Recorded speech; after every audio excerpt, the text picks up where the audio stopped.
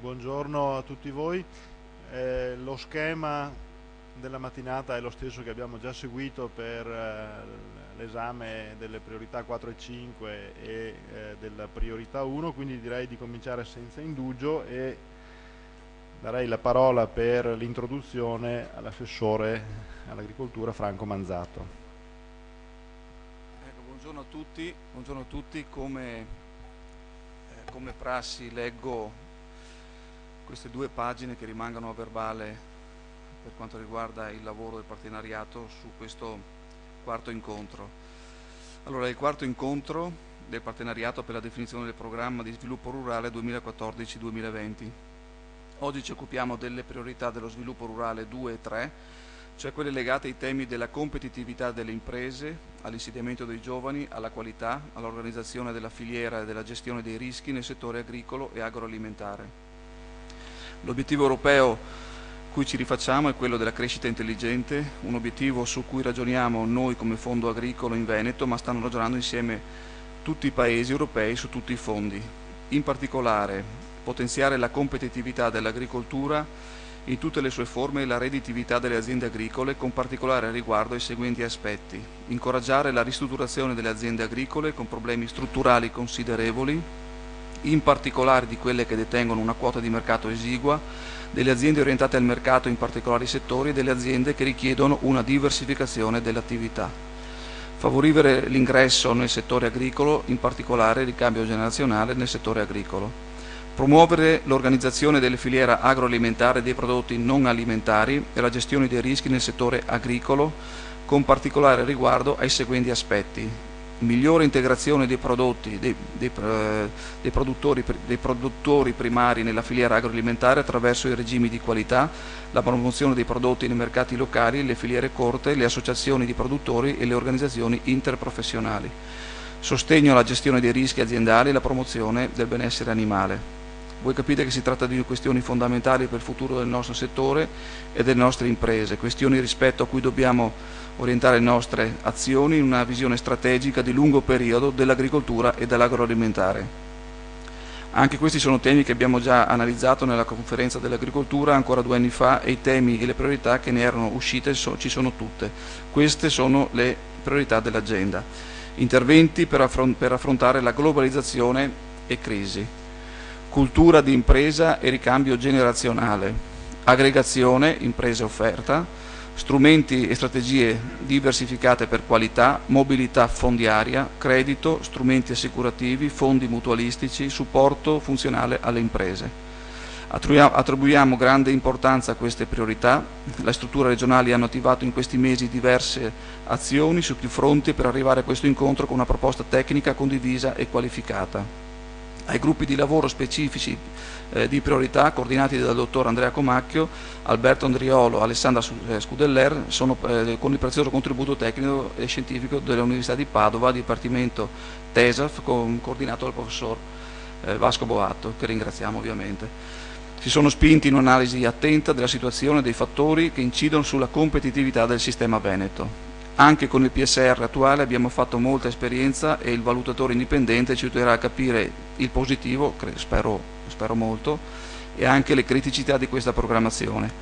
Come nei precedenti incontri non si tratta di un lavoro concluso, ma di un lavoro che vi mettiamo a disposizione per confrontarci con voi, e questo è il significato dell'incontro e della consultazione alla quale come partenariato siete chiamati. Vi saranno proposti documenti, riflessioni, analisi e dati su cui ragionare, e poi si è cercato di esprimere un insieme di fabbisogni che emergono dall'analisi.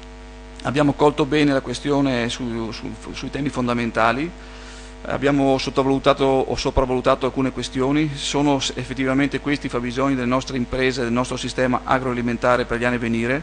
Siamo qui per presentarvi questo lavoro, discuterne, ma soprattutto siamo qui per ragionare insieme sul nostro futuro, senza dubbio, con grande responsabilità. Ovviamente ci aspettiamo un grande lavoro, un grande coinvolgimento da parte di tutti. Questo è un tema ovviamente molto, molto sentito, perché sono le priorità che ovviamente poi interessano oltretutto in maniera molto forte tutto il nostro sistema imprenditoriale. Quindi vi auguro un in bocca al lupo, ci auguriamo un in bocca al lupo perché anche questa sessione sia piena di idee e ovviamente anche piena di grande programmazione. Grazie ancora e iniziamo i lavori. Bene, grazie Assessore.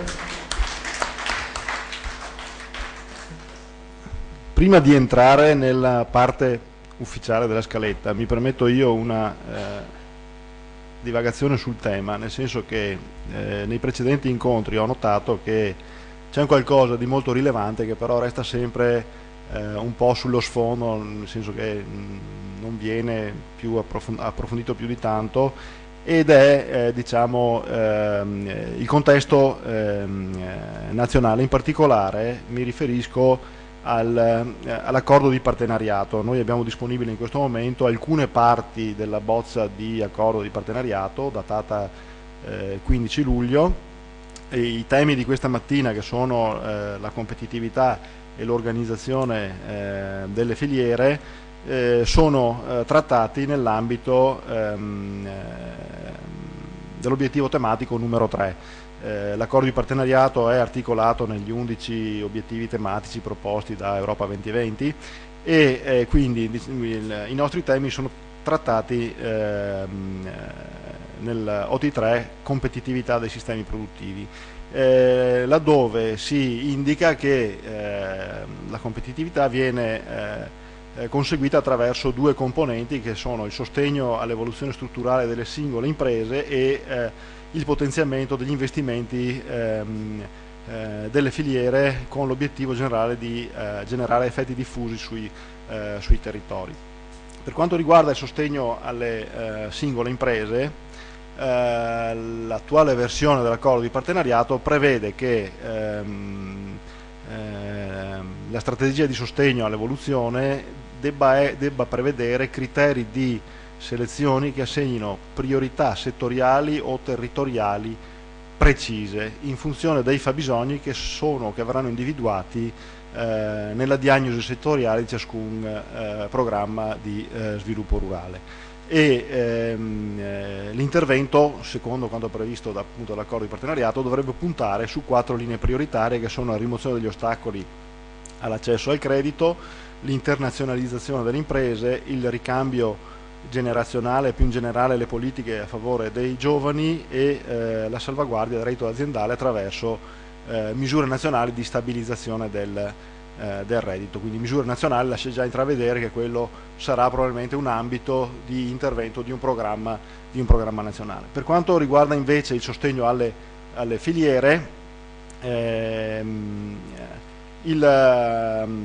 l'accordo di partenariato individua, diciamo, tre categorie meritevoli o su cui orientare il sostegno. La prima riguarda le filiere corte o le filiere che richiedono un, tra virgolette, accorciamento, nel senso che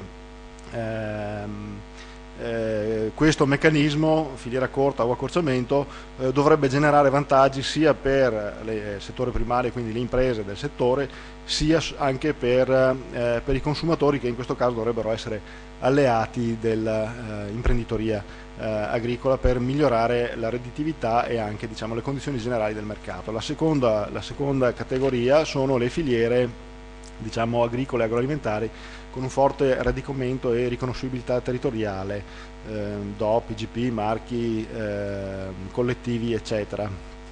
Qui, per queste che sono, diciamo, filiere ordinarie, lo strumento che viene riproposto dall'accordo di partenariato e potenziato è il progetto integrato di filiera, che probabilmente dovrà essere in qualche modo, sulla base della nostra esperienza, riarticolato e rivisto. Infine, la terza categoria sono le filiere non food, rispetto alle quali il documento indica che si dovrà puntare prioritariamente, diciamo, quindi alle filiere energetiche, prioritariamente all'uso dei sottoprodotti. Ecco, io ho già detto fin troppo, mi sono allargato e ho perso tempo, e quindi direi che ci introduciamo direttamente ai lavori della mattinata. Introduce, illustrandovi le modalità organizzative che sono state adottate, la dottoressa Scudeller, che parla anche a nome del dottor Andriolo. Il dottor Andriolo ha curato il coordinamento della priorità 2 competitività, la dottoressa Scudeller la priorità 3 organizzazione delle filiere. direi 10 minuti, rispettosi dei tempi perché gli interventi questa mattina sono parecchi. Perfetto, grazie a tutti.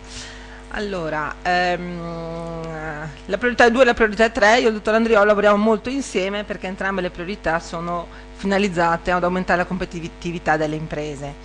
Partiamo dalla bozza di regolamento. L'articolo 3 cosa prevede? Che il fondo, alcuni di voi le hanno già viste, ma le riassumo per chi non le ha viste e faccio una cosa molto veloce perché tanto i documenti ce l'avete, solamente per illustrarvi il documento che vi abbiamo dato.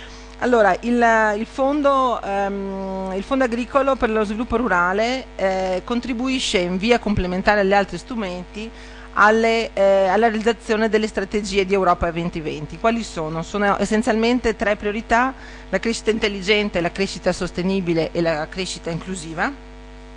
Vedete che il fondo sociale agricolo per lo sviluppo rurale è all'interno di questi strumenti che devono essere integrati per raggiungere queste finalità. Il regolamento è ancora in bozza, per noi per la priorità 3 cambierà molto a seconda degli accordi tra Parlamento Consiglio e vediamo cosa accetta la Commissione di quello che il Parlamento è riuscito a inserire anche dietro richiesta nostra delle regioni a Repo, proprio per aumentare l'integrazione, facilitare questa integrazione di filiera. I documenti base su cui abbiamo lavorato, su cui possiamo lavorare sono molti, sono tutto questa grande panoramica dal documento Barca ai vari quadri strategici. Le filiere, essenzialmente le priorità, le 6 priorità nelle diverse bozze dei regolamenti non sono cambiate, sono cambiati poi i vari strumenti, all'interno ci sono delle piccole particolarità ancora in discussione, ma le priorità sono rimaste le stesse più o meno, cambia pochissimo. Vedete la 2 e la 3, partiamo dalla 2, essenzialmente è potenziare la competitività delle imprese dell'agricoltura attraverso l'incoraggiamento della ristrutturazione delle imprese e il ricambio generazionale. La priorità 3 è invece l'organizzazione della filiera agroalimentare e la gestione dei rischi attraverso una migliore integrazione dei produttori primari, i regimi di qualità, la promozione dei prodotti nei mercati locali, le filiere corte, le associazioni dei produttori e le organizzazioni interprofessionali, nonché il sostegno ai rischi aziendali. Un esempio, come si può arrivare a questa priorità? Ho fatto un'ipotesi come attraverso i vari strumenti che propone il regolamento potrebbero essere integrati per riuscire ad ottenere questo obiettivo di integrazione, il miglioramento dell'integrazione della filiera. Quindi vedete più articoli, più strumenti che alcuni proprio specifici, altri trasversali come la ricerca, l'innovazione e la formazione, che dovranno tutti insieme portare a questo risultato. A che punto siamo? Le fasi della programmazione sono l'indagine che abbiamo svolto finora, che ha svolto l'università in collaborazione con noi sui punti di forza e di debolezza delle specifiche priorità, la valutazione dei bisogni. Oggi siamo qui proprio per valutare insieme a voi i fabbisogni per queste priorità al fine di definire insieme la risposta strategica per lo sviluppo rurale. Come siamo organizzati? Vedete per le due priorità l'organizzazione è molto simile, ci sono i responsabili, il coordinatore della priorità, il dottor Comacchio, e il vicario, il dottor Andriolo, che sono i responsabili di riferimento per il coordinamento della priorità, i referenti di focus area, il dottor Barbini che è referente per tutti gli aspetti tecnici, gli esperti di priorità che sono a supporto del referente di focus area, i referenti dell'autorità di gestione e i referenti esterni all'Università TESAF per l'analisi di contesto. Cosa molto simile per la priorità 3, io e il dottor Comacchio, coordinatori di priorità, referenti di focus area, il dottor Mancinelli e il dottor Vettore per rispettivamente il focus A, 3A e 3B, quindi integrazione di filiera dottor Mancinelli e rischi nel settore agricolo dottor Vettore. Gli esperti di priorità, il dottor Nicolin, la dottoressa Bertoldo, il dottor Vecchiatti, il dottor Perissinotto, il dottor Catarina per le diverse particolarità che sono nella filiera e nei diversi settori della qualità o dell'associazionismo. e i referenti all'autorità di gestione, il dottor Signora e la dottoressa Pagotto, e sempre il TESAF, i professori dell'Università di Padova per quanto riguarda l'analisi di contesto. Dove siamo arrivati? A maggio è stato dato l'incarico per l'affidamento del lavoro per l'analisi del contesto. Siamo arrivati ad oggi a presentarvi i primi risultati, in particolare la SWOT analysis e l'individuazione dei fabbisogni. Prevediamo per il mese di agosto di ricevere le vostre osservazioni attraverso però il tavolo di partenariato. Ci sarà la possibilità, cioè dovrà essere fatto online, però molti di voi che non sono dentro il tavolo dovranno cercare i loro referenti, come poi i miei colleghi vi illustreranno, al fine di portare le vostre osservazioni e miglioramenti alla nostra analisi di contesto. Tutto questo appunto per avere a settembre pronta l'analisi di contesto. Come abbiamo impostato il lavoro insieme all'università, l'incarico è stato fatto insieme a loro, proprio abbiamo per individuare questa analisi di contesto. L'approccio è stato fatto sia per le filiere che per le produzioni di qualità, attraverso lo studio anche di dati statistici della letteratura. È stato fatto un'indagine diretta, un questionario sia alle OP che ai consorzi di tutela, che ringraziamo, io la professoressa Di Francesco ringraziamo per la collaborazione. Sono stati identificati i punti di debolezza e di forza e le opportunità e le minacce nel contesto. Sono stati verificati con l'agenda delle priorità per identificare quello che a noi sembra che siano i fabbisogni rispetto alla SWOT. A voi la parola nel prossimo mese per farci tutte le osservazioni e integrazioni, a quanto poi i professori riusciranno ad evidenziare. Grazie.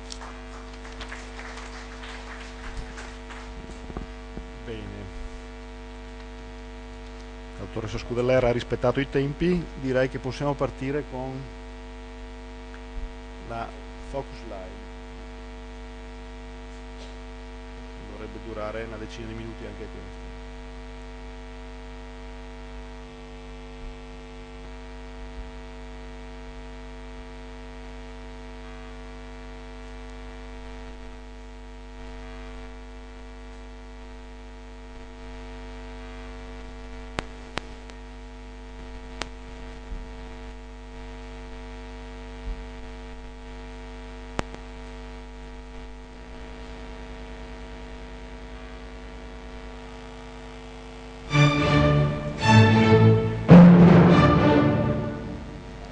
Che cosa fa l'Unione Europea per le imprese? L'Unione Europea prepara il campo da gioco. Questo è quello che fa l'Unione Europea. L'Unione Europea ha una serie di regole che assicurano libertà di impresa, mercati aperti e concorrenziali. Vediamo che cosa fa l'Unione Europea per le imprese agricole. Allora, gli esperti di questo settore, gli studiosi, distinguono 4 fasi della PAC. C'è stato un periodo transitorio in cui era importante produrre alimenti. C'è stato un momento in cui si è creato il mercato agricolo, dove ha avuto talmente un enorme successo che si è formato il problema delle eccedenze. E quindi c'è stata una terza fase in cui sono stati tutti i regolamenti a, come si dice, a cercare di risolvere il problema delle eccedenze, salvaguardando però anche il reddito degli agricoltori. Nel 1992 l'Unione Europea ha fatto una riforma proprio per favorire la chiusura degli accordi internazionali di Marrakech e si è impegnata in 6 anni ad applicare. Allora si è aperto un nuovo periodo in cui la PAC non risponde più alle regole del trattato, ma risponde a un trattato internazionale che è l'accordo sull'agricoltura firmato nel 1994, a cui aderisce l'Unione Europea e i singoli Stati. Infatti voi dal 2003, riforma Fischler, avete sentito la parola magica orientamento al mercato. C'è un progressivo ingresso del settore agricolo, dei prodotti agricoli, delle imprese agricole nel mercato globale, che è un mercato che sapete anche voi come si dice, libero, in cui si produce dove conviene produrre, quanto conviene produrre in base a quello che si vende e via dicendo. In questa comunicazione vi dice anche quali sono le priorità per le imprese agricole e vi dice che è importante il sostegno destinato a promuovere le vendite dirette ai mercati locali, è importante l'efficienza economica e ambientale, Sono importanti i giovani, sono importanti le opportunità di sviluppo locale, perché è nei mercati locali a cui l'impresa agricola, è importante liberare il potenziale delle zone rurali. Su questo la proposta di regolamento FESR ci mette, come sapete, il primo obiettivo. Il primo obiettivo coincide con il primo obiettivo della strategia Europa 2020, competitività del settore agricolo. Sulla competitività delle imprese, le prime 3 priorità, 1, 2 e 3, sono intimamente connesse, vanno programmate assieme, perché, eccola qua, con la prima innovate non solo i prodotti, ma anche i metodi di produzione, di vendita. Con la seconda priorità si produce, per cui ristrutturazione di imprese che devono cambiare il tipo di produzione. La terza priorità, la lettura che io do, è il mercato, vendere. Allora, le prime 3 priorità del FESR riguardano il rapporto tra l'impresa agricola e il mercato. Quindi, che tipo di imprese riguardano? Quali sono le imprese che ragionano in termini di mercato? Le altre 3 priorità riguardano l'impresa agricola e l'ambiente in cui opera,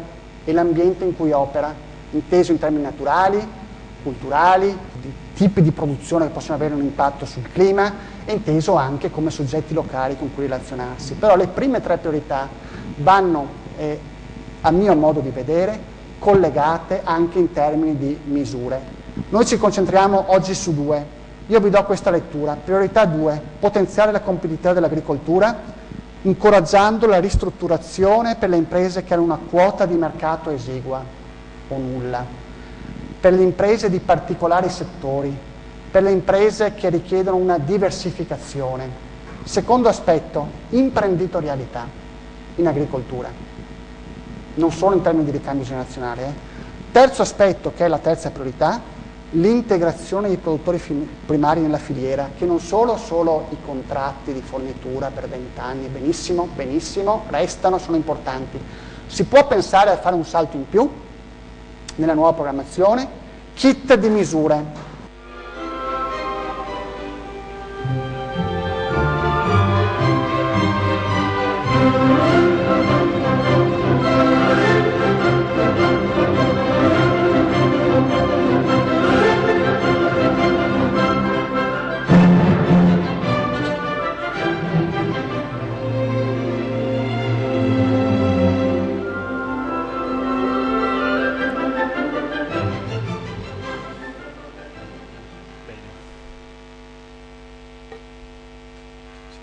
Diciamo che dopo questa chiave di lettura, come di consueto, prima di entrare nel merito delle questioni poste dalle 2 priorità, cerchiamo di vedere quali sono gli esiti di questo periodo di programmazione, in particolare per le misure che sono riferibili alle due priorità, competitività e organizzazione.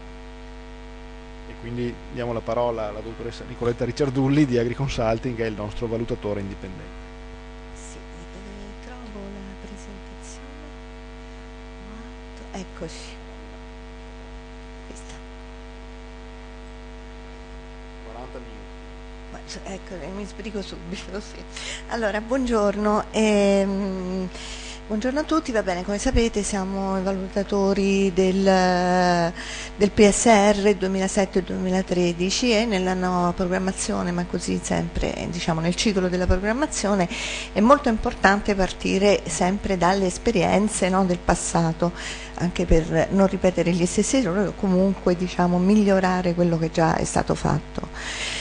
Noi adesso oggi parliamo delle priorità 2 e 3, però mi piace anche diciamo, ricordare quelle che sono state le modifiche proprio o comunque le modifiche che sono state in discussione nel trilogo del 24 e 26 giugno. Qui vedete riportate in rosso appunto le proposte in discussione e questo diciamo sta secondo insomma una prima visione riguardando quella che è stata l'esperienza del passato, anche migliorando l'attuazione insomma del futuro PSR in relazione alle priorità, in relazione a quello che è successo.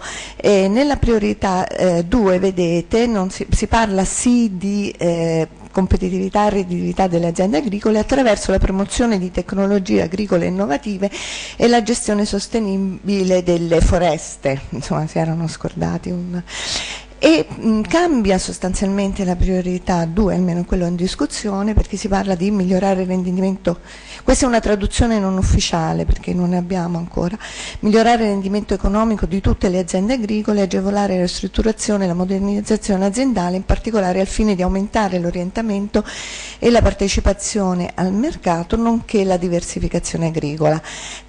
Rispetto alla prima versione, quindi, anche diciamo, l'innovazione che nella PSR 2007-2013, l'attuale PSR, riguarda la misura 124, entra in maniera forte, sostanziale, e poi c'è sempre questa incognita della diversificazione. In una diversificazione abbiamo un po' alla misura 311, ma può essere, diciamo, perché può essere anche un concetto più ampio. Si parla poi nella priorità 2B non solo di ricambio generazionale, ma agevolare l'entrata di agricoltori adeguatamente qualificati nel settore agricolo, in particolare il ricambio generazionale. Questo è molto in sintonia con quello che voi avete realizzato, dove appunto il ricambio generazionale è strettamente legato alla formazione professionale. La terza priorità, promuovere, e la priorità 3, promuovere l'organizzazione della filiera agroalimentare, compresa la trasformazione, la commercializzazione dei prodotti agricoli, il benessere animale e la gestione dei rischi. Cambia la 3A, migliorare la competitività dei produttori primari per integrarli meglio nella filiera agroalimentare attraverso regimi di qualità, la promozione di prodotti, eccetera. E quindi qui facciamo proprio riferimento all'esperienza vostra dei progetti integrati di filiera, che, come avete ricordato, è positiva, però sicuramente da migliorare.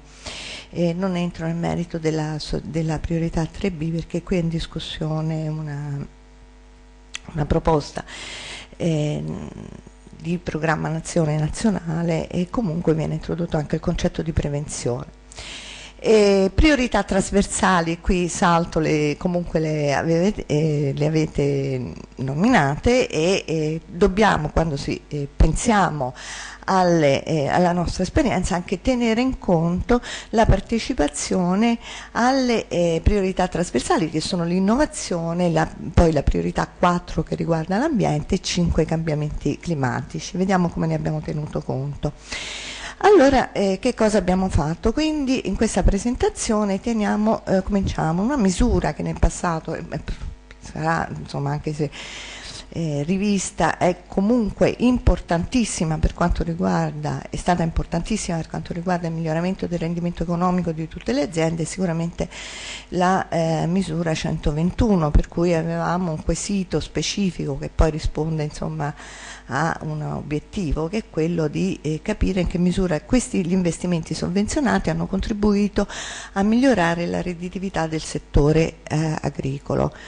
Sicuramente gli investimenti hanno avuto un effetto positivo. In questo grafico praticamente vedete diciamo, la variazione netta dell'incremento del valore della produzione in verde, variazione, naturalmente c'è stato anche un aumento dei costi aziendali, essendo aumentata la produzione, e l'incremento netto di valore aggiunto lordo, cioè in quelle cifre sotto in bianco è l'incremento che sarebbe stato comunque se non ci fosse stato l'intervento. Quindi quello, diciamo, le cifre riportate sul pezzo di colonna verde è l'effettivo aumento dovuto all'investimento, e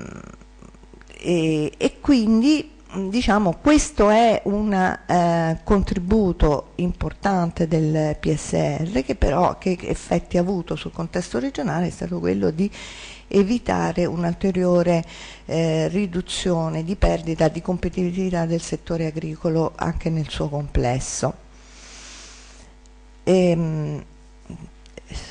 Allora, sulle aziende agricole, qui vedete diciamo, le variazioni dei principali indicatori economici, dei fattori produttivi e comunque diciamo, è un intervento, quello promosso attraverso la misura 121, che determina una espansione insomma, delle dimensioni e soprattutto dei valori di produttività sia del fattore terra, che aumenta mediamente in termini di produzione vendibile di 881 euro per ettaro, sia soprattutto come in termini di produttività del lavoro.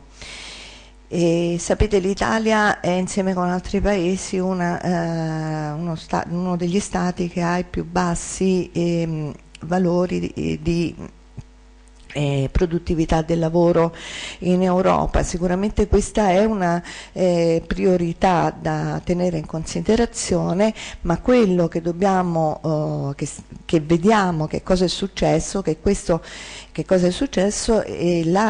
l'incremento di produttività del lavoro è stato determinato nella regione del Veneto soprattutto attraverso un aumento del valore aggiunto per unità di lavoro, parliamo di mediamente 5.000 euro per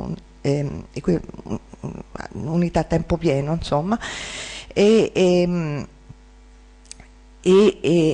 non sicuramente a scapito delle unità di lavoro che aumentano mediamente di 0,36 unità, lo vedete nella seconda riga, nella terza colonna, e quindi diciamo è tutto valore aggiunto che è stato creato. Come? Allora, parlavamo prima delle priorità trasversali, una importante è questa dell'innovazione, l'introduzione in particolare in che misura gli investimenti, ci è stato chiesto, gli investimenti sovvenzionati hanno agevolato l'introduzione di nuove tecnologie di innovazione. Rispetto a questa, diciamo, a quello che sono le almeno le proposte di regolamento, devo dire che in questa programmazione 2007-2013 si è iniziato. Comunque, grazie diciamo anche ai criteri di selezione, alle priorità, alle indicazioni, al lavoro svolto, insomma, dalle strutture regionali coinvolte, le aziende che hanno introdotto innovazioni, le aziende beneficiarie, insomma, del PSR che hanno introdotto innovazioni sono il 40% del totale delle aziende beneficiarie e si sono rivolte principalmente verso le nuove tecniche e soprattutto nella meccanizzazione delle operazioni culturali, ma anche per l'introduzione di nuovi prodotti. Parliamo quindi sia di aziende che hanno introdotto la trasformazione di prodotti aziendali che nuove culture e allevamenti. In questa attuale programmazione abbiamo parlato di nuovi prodotti, nuove tecniche. Forse nella prossima, ma lo vedremo meglio, può darsi che diciamo, sicuramente ci sarà qualche passo in più perché da fare. Voi l'avevate previsto nel vostro documento strategico e sicuramente anche innovazioni di tipo organizzativo, di miglioramento dei servizi innovativi alle aziende sono aspetti che dovranno essere maggiormente affrontati. Misura sempre 121, è aumentato, rafforzato l'accesso al mercato e la quota di mercato. Sì, sono migliorati gli standard qualitativi dei prodotti agricoli e diciamo l'8% ha aumentato la quota di produzione venduta delle aziende beneficiarie soggette a sistemi di qualità, aumentata del 20%, ma qui siamo in una regione che già diciamo produce ampiamente, quella produzione di qualità è già molto ampia, quindi insomma vede che ci sono ancora margini di miglioramento. Commercializzazione diretta delle produzioni agricole, 2% dell'azienda, insomma poco, sembra poco. Promozione dei processi di integrazione di filiera, sì, il 24% delle domande di aiuto finanziate sono concentrate nelle filiere e abbiamo raccolto è stato raccolto il 20% del volume totale di investimento. Come dicevo prima, l'orientamento al mercato attraverso l'introduzione di nuovi prodotti non è stata una priorità specifica degli interventi finanziati in questa programmazione e diciamo questo forse è un altro degli aspetti di cui bisognerà tener conto nella prossima programmazione, seppure implica una maggiore attenzione per quanto riguarda sia il maggiore impegno finanziario che l'introduzione di una nuova produzione, naturalmente una maggiore capacità e conoscenza insomma, tecnica da parte degli imprenditori.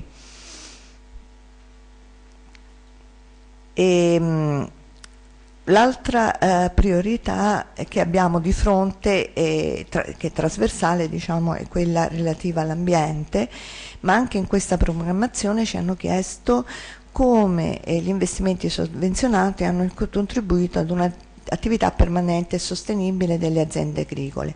Nel corso della programmazione inoltre sono state introdotte attraverso l'ELCEC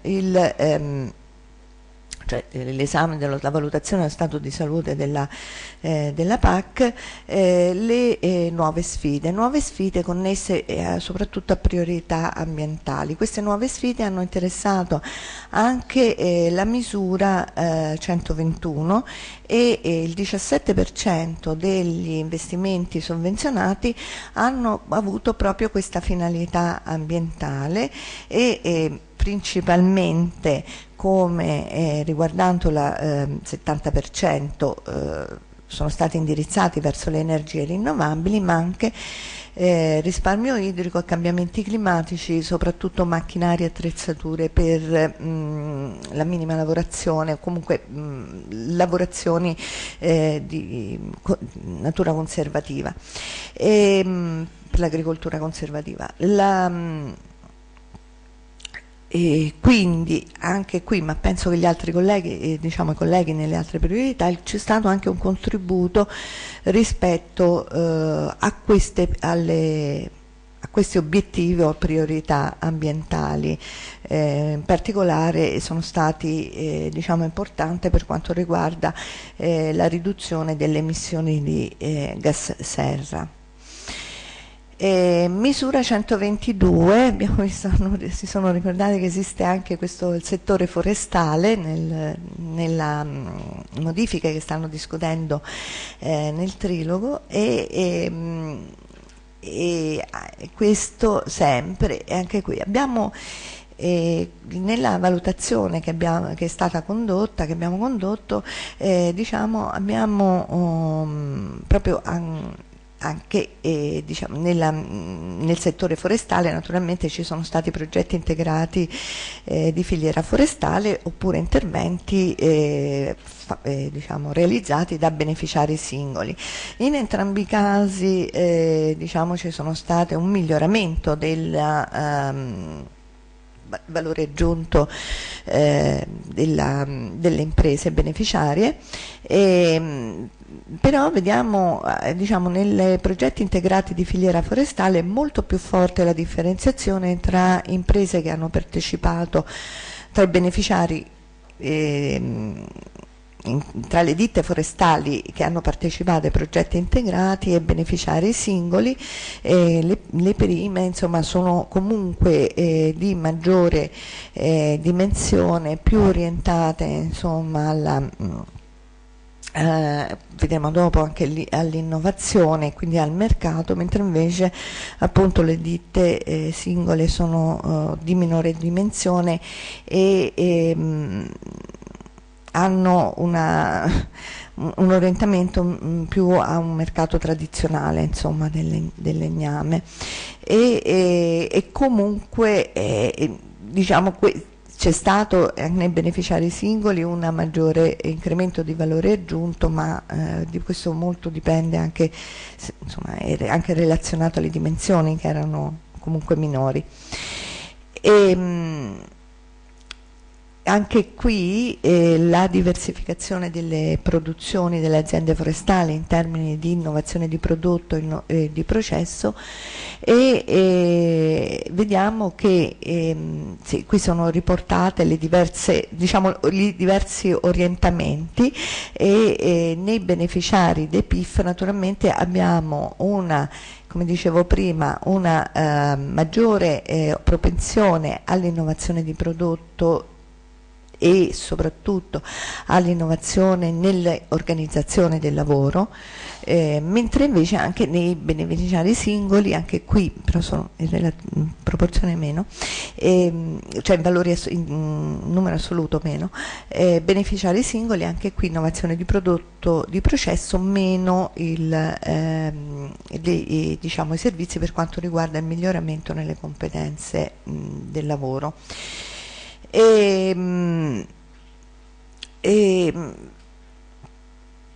Questo anche qui diciamo c'è stato un contributo alla, come dicevo prima, all'ambiente e soprattutto per quanto e alla sicurezza sul lavoro, soprattutto per quanto riguarda le attrezzature e macchinari che sono stati finanziati con la misura.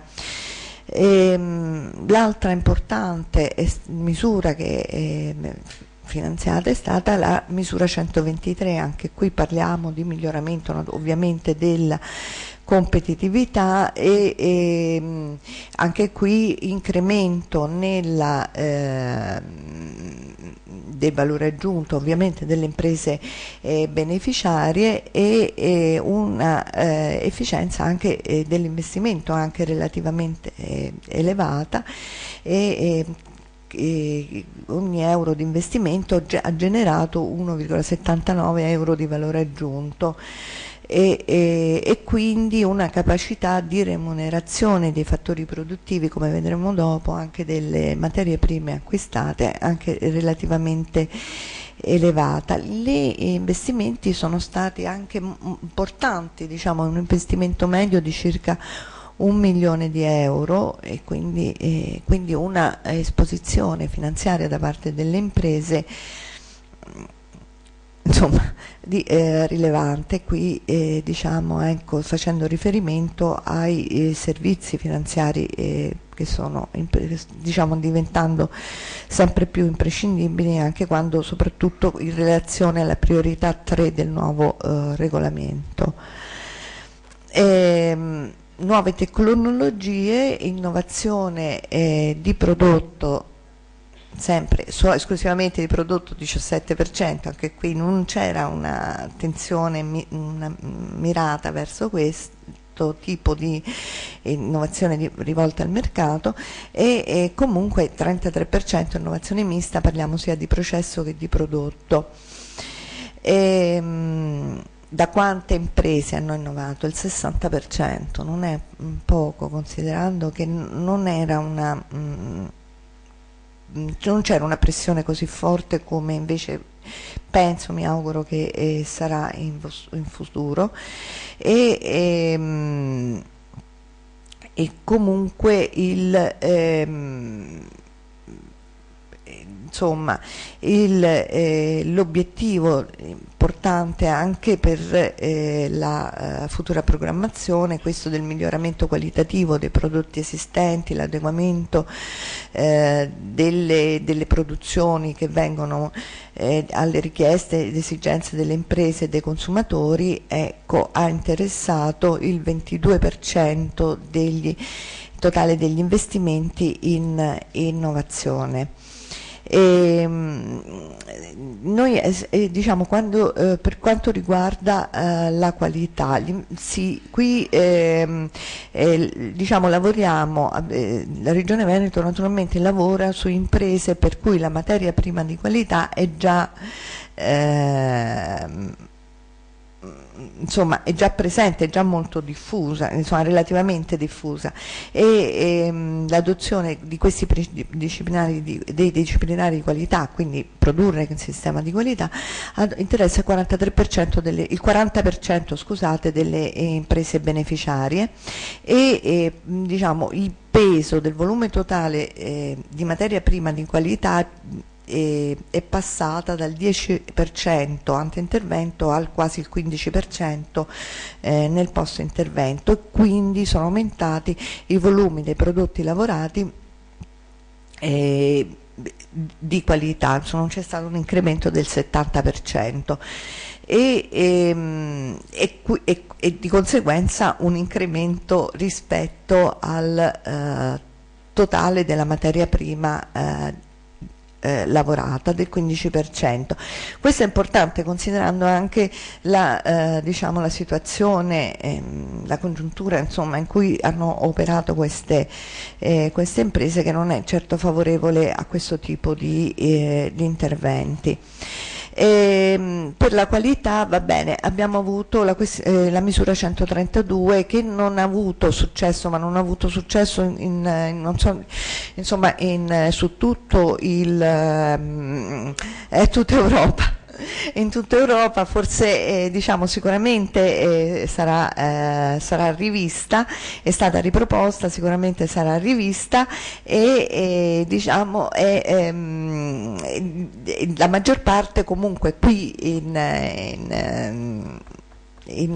Veneto, la maggior parte delle domande sono state attivate all'interno della progettazione integrata di filiera, e questo naturalmente poi, per quanto limitata rispetto a quelli che erano diciamo gli obiettivi fissati, comunque è stato positivo, e quindi diciamo sicuramente bisogna sicuramente riflettere sulle modalità di attuazione di questi dell'adozione di questi per facilitare l'adozione di questi sistemi di qualità nel futuro, vedendoli soprattutto la loro attuazione, penso in un'ottica integrata, non solo diciamo l'azienda agricola, ma integrata poi con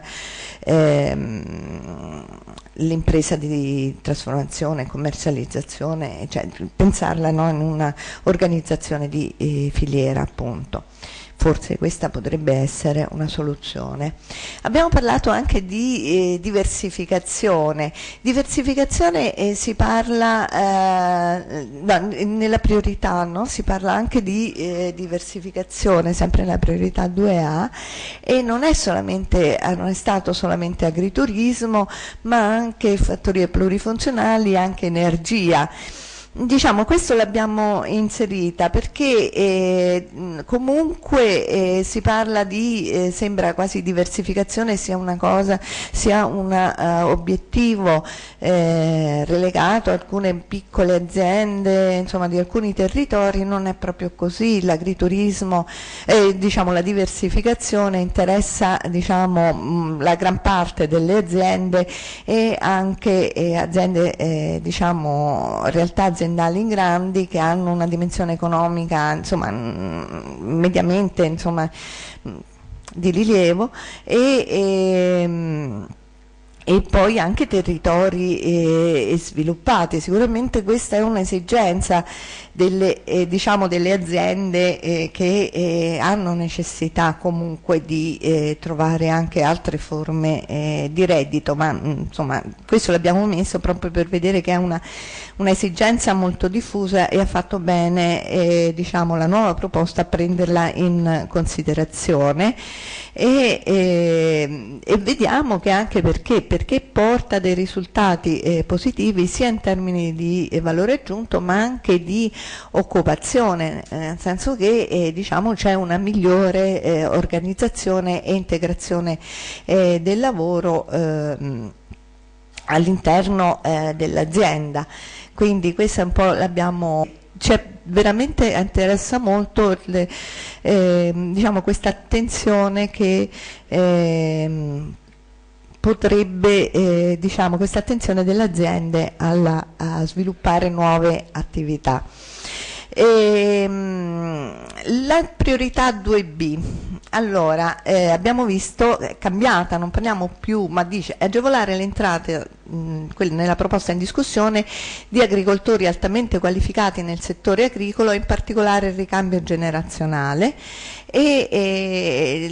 Voi, qui in Veneto c'è stata un'attenzione particolare, ripeto, all'attuazione dell'insediamento dei giovani agricoltori, fortemente proprio connesso, legato alla formazione.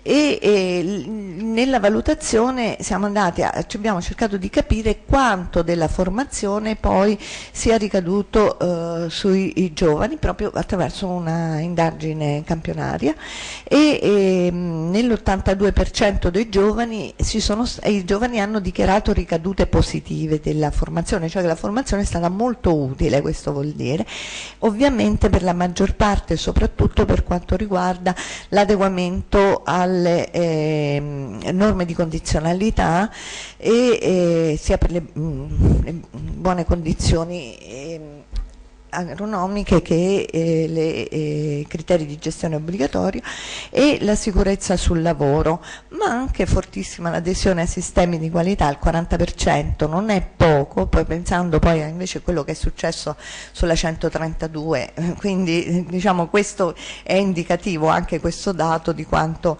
era proprio la modalità attuativa del regolamento, insomma, che ha reso difficile quell'attuazione. La migliore gestione economica, cioè sul 32%, la formazione anche ha migliorato in quel senso, poco l'innovazione e i temi più legati all'ambiente. Anche su questo forse ecco una maggiore in futuro, per quanto riguarda sicuramente un maggiore ma così come è previsto, trasferimento di conoscenze su questi due temi.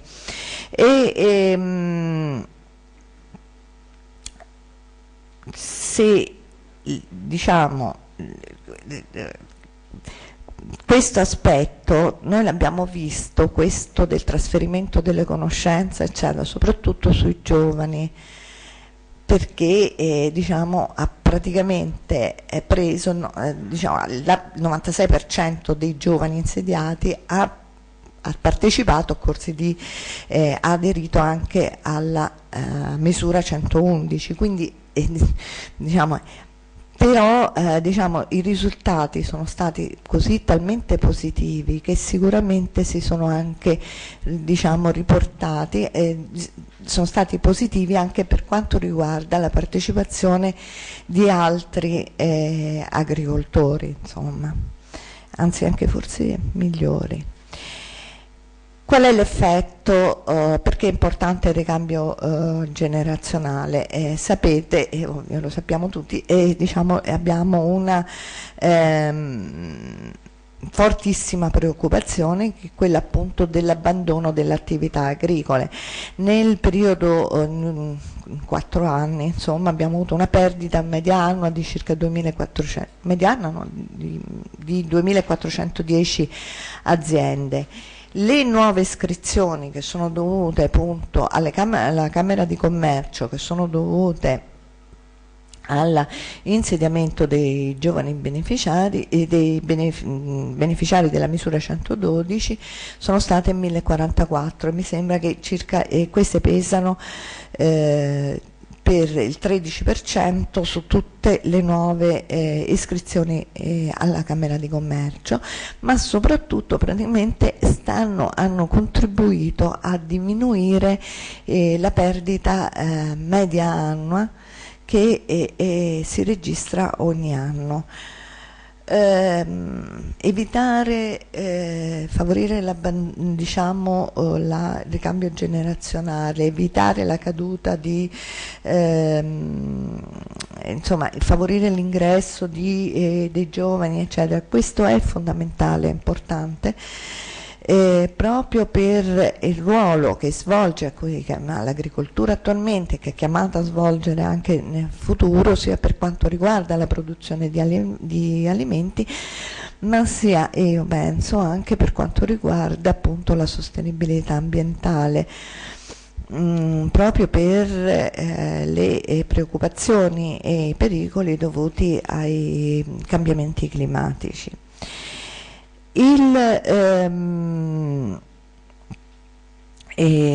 Comunque e quindi anche l'altro effetto che ha la riduzione, il ricambio naturalmente è quello importante di riduzione dell'età media, no? E quindi si passa da un'età media di oltre 67 anni a un'età di circa 30 anni, quindi insomma è evidente l'effetto anche in questo senso molto molto positivo, insomma, in senso di durata dell'agricoltura. Dove si sono insediati? I giovani si sono insediati sia nelle zone montane sia nelle altre zone. Come? Per la maggior parte attraverso proprio con una sostituzione, però diciamo sono state anche, sono molto importanti soprattutto nelle altre zone, cioè anche nelle zone montane, perché parliamo del 36%, la creazione di nuove attività. Quindi, se ricordate, la priorità è agevolare l'entrata di agricoltori adeguatamente qualificati nel settore agricolo. Proprio di questo diciamo stiamo parlando, quindi non solamente subentro, che è molto importante, continua ad essere importante soprattutto nelle zone montane, ma anche creazione di nuove attività. E qui dovete pensare quindi a tutte diciamo i servizi insomma, che sono necessari per sostenere un simile intervento, che quindi non può essere solamente quello del premio, ma la formazione, l'acquisizione di servizi, immaginate per tutte le adempimenti che una giovane azienda deve svolgere. È importante il contributo, perché abbiamo verificato che la grande maggioranza dei giovani agricoltori senza il contributo non si sarebbe insediato. E questo è importante soprattutto nelle zone montane. Questo quindi che sia una priorità che continua anche nel futuro e che sicuramente migliorerà anche nel futuro. Questo è fondamentale per la continuazione dell'agricoltura e per anche la sostenibilità della nostra produzione. Progetti integrati di filiera. La Regione del Veneto è stata la prima, una delle prime, che ha attuato, mi sembra proprio la prima che abbia attuato in Italia, che ha attuato questo tipo di intervento. Un numero di imprese molto abbastanza relativamente elevato. Se voi pensate che era la prima volta, e parliamo del 2008 quando è stato attivato l'intervento, che era la prima volta che veniva messo in campo, con un numero di imprese agricole che hanno aderito, in totale 1443, non sono assolutamente poche, 33 sono stati i PIF approvati, un volume di investimento anche abbastanza rilevante e vedete qui il tipo di partecipazione anche alle diverse misure e una partecipazione che diciamo, ha interessato tutti i settori, e in tutti i settori, anche in relazione insomma, all'importanza del settore produttivo, c'è stata una partecipazione che è stata insomma, relativamente anche importante. Gli investimenti sono stati quindi il 90% della partecipazione ai progetti integrati di filiera è rappresentata da imprese agricole e imprese agricole che hanno investito sul volume del totale degli investimenti il peso del 40%, il 39%, però hanno anche e soprattutto diciamo aderito insomma, ai servizi, insomma,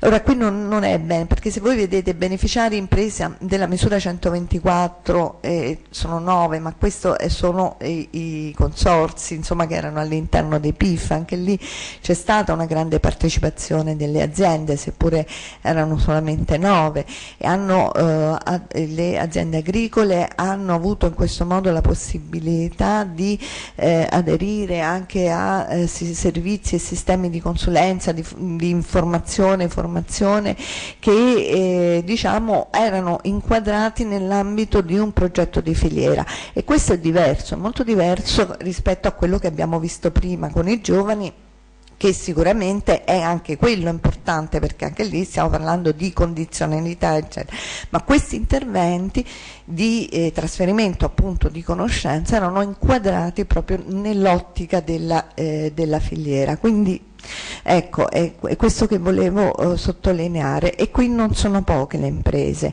e inoltre diciamo anche importante è stata la partecipazione ovviamente delle imprese di trasformazione, che sono state in totale 173, ma non solamente per partecipare, ce ne sono state anche alcune che hanno partecipato senza diciamo beneficiare della misura 123, che è quella a cui loro partecipano. Anche qui le imprese di trasformazione e commercializzazione naturalmente, come sapete e come potete immaginare, è il grosso, insomma il 58% del volume complessivo di investimento. Perché? Diciamo, quali sono le motivazioni? Vabbè, nel rapporto trovate anche molto di più, però nei rapporti insomma soprattutto diciamo sia consolidare che sviluppare nuovi rapporti, consolidare nuovi rapporti soprattutto con chi? Per molti dei capofila con la produzione, con gli agricoltori, anche se su questo magari diciamo ci sono delle differenze tra i vari settori.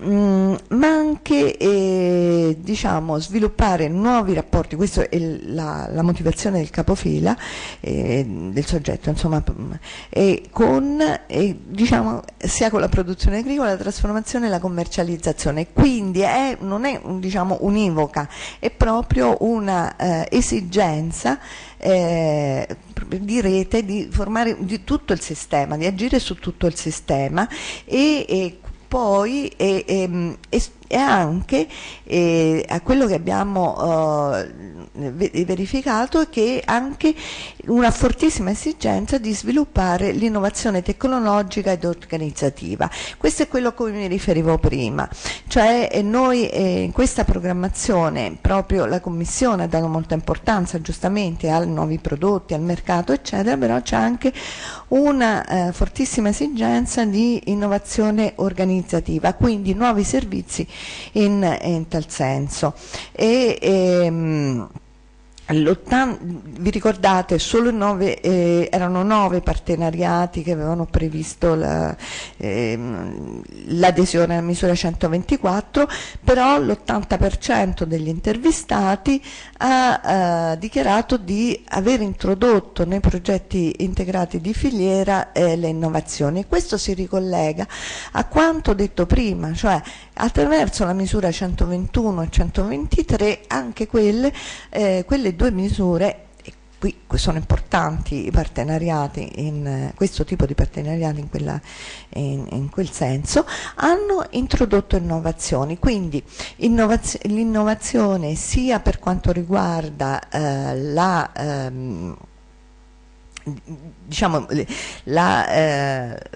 sperimentazione, ma anche poi proprio l'applicazione all'interno delle aziende e in un'ottica di sistema di filiera. Allora, innovazioni di processo, soprattutto gestione della logistica e nuove tecnologie di produzione e commercializzazione, innovazione di prodotto, quello che è miglioramento della qualità dei prodotti, standard di qualità, del packaging e nuovi prodotti per mercati che sono consolidati, insomma già. Consentire, qual era la finalità? Sì. Consentire un'adeguata ricaduta dei produttori, ricaduta del vantaggio sui produttori di base, migliorandone la redditività. È ancora presto, diciamo, però c'è questo tipo di contributo, anche se diciamo le indagini che abbiamo verificato non sono ancora consolidati, insomma, i risultati. Comunque quello che abbiamo verificato è che si ottiene che il rapporto tra valore degli acquisti e fatturato è molto elevato, è quasi il 90%. Qui parliamo di valore degli acquisti della materia prima, e quindi una ricaduta sugli agricoltori molto alta, però parliamo di diciamo, queste prime indagini sono state condotte su le imprese che hanno già che hanno completato gli interventi, e che quindi sono soprattutto imprese di tipo cooperativo. Quindi ancora però insomma sono positivi, ecco, diciamo c'è una tendenza positiva, insomma, per quanto riguarda questa finalità, ovviamente importante perché consolida la filiera. L'ultima questione, e ho finito, interventi in montagna. La Regione del Veneto per la Regione del Veneto, lo sapete, insomma, la montagna ha una priorità importantissima, ed è anche una a cui sia le misure della competitività che hanno partecipato, sia le misure della competitività che quelle ovviamente dell'asse 2 per il miglioramento dell'ambiente, diciamo, gli interventi sono stati hanno fatto sì che il 55% del totale delle domande finanziate e il 45% degli aiuti concessi ricada in questi interventi, e c'è una percentuale molto elevata di aziende agricole montane che sono beneficiarie del BSR.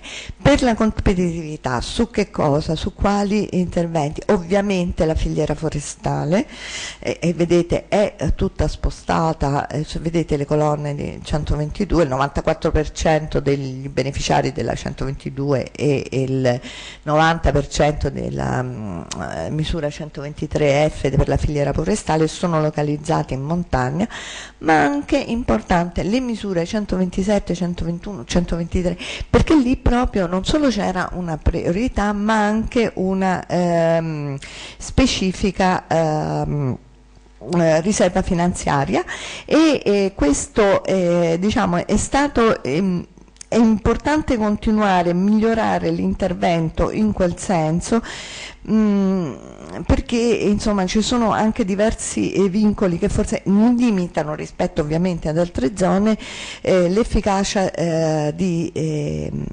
l'efficienza, scusate, di questo tipo di interventi. Però insomma in generale anche qui la valutazione è stata per questo è stata molto positiva per questo. Vi ringrazio. Grazie. Siamo abbastanza nei termini, per cui adesso sospendiamo 10 minuti 10 per il caffè e poi riprendiamo puntuali, mi raccomando.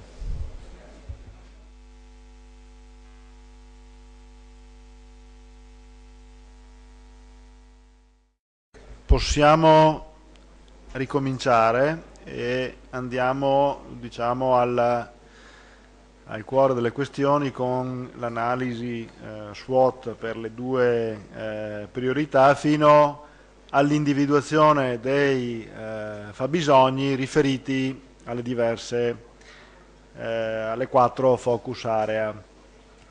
Il primo intervento è del professor Vasco Boato, che ha coordinato i lavori del gruppo Territorio e Sistemi Agroforestali dell'Università di Padova, che ci dà un inquadramento generale delle due priorità e dei lavori svolti. Prego, professore.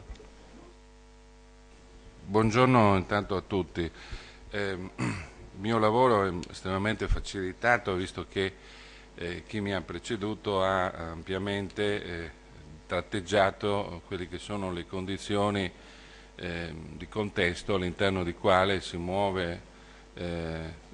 mosso, dir meglio, l'analisi che è stata svolta dai colleghi del Dipartimento e che si traduce poi in un rapporto che verrà consegnato alla vostra valutazione, alle vostre ovviamente utilissime osservazioni, e che ci ha consentito anche di estrapolare, diciamo, quelli che sono gli elementi che riteniamo, insomma, attraverso l'analisi SWOT possono essere considerati fabbisogni, insomma, i punti determinanti, quelli che dovrebbero dare un po' l'ossatura poi per l'intervento programmatorio dei prossimi anni. Il mio compito, dicevo, è facilitato, di carattere generale e introduttivo. Ho cercato nel mettere insieme queste paio di slide di riprendere alcuni concetti di carattere generale per dare un senso, insomma, al lavoro che è stato fatto.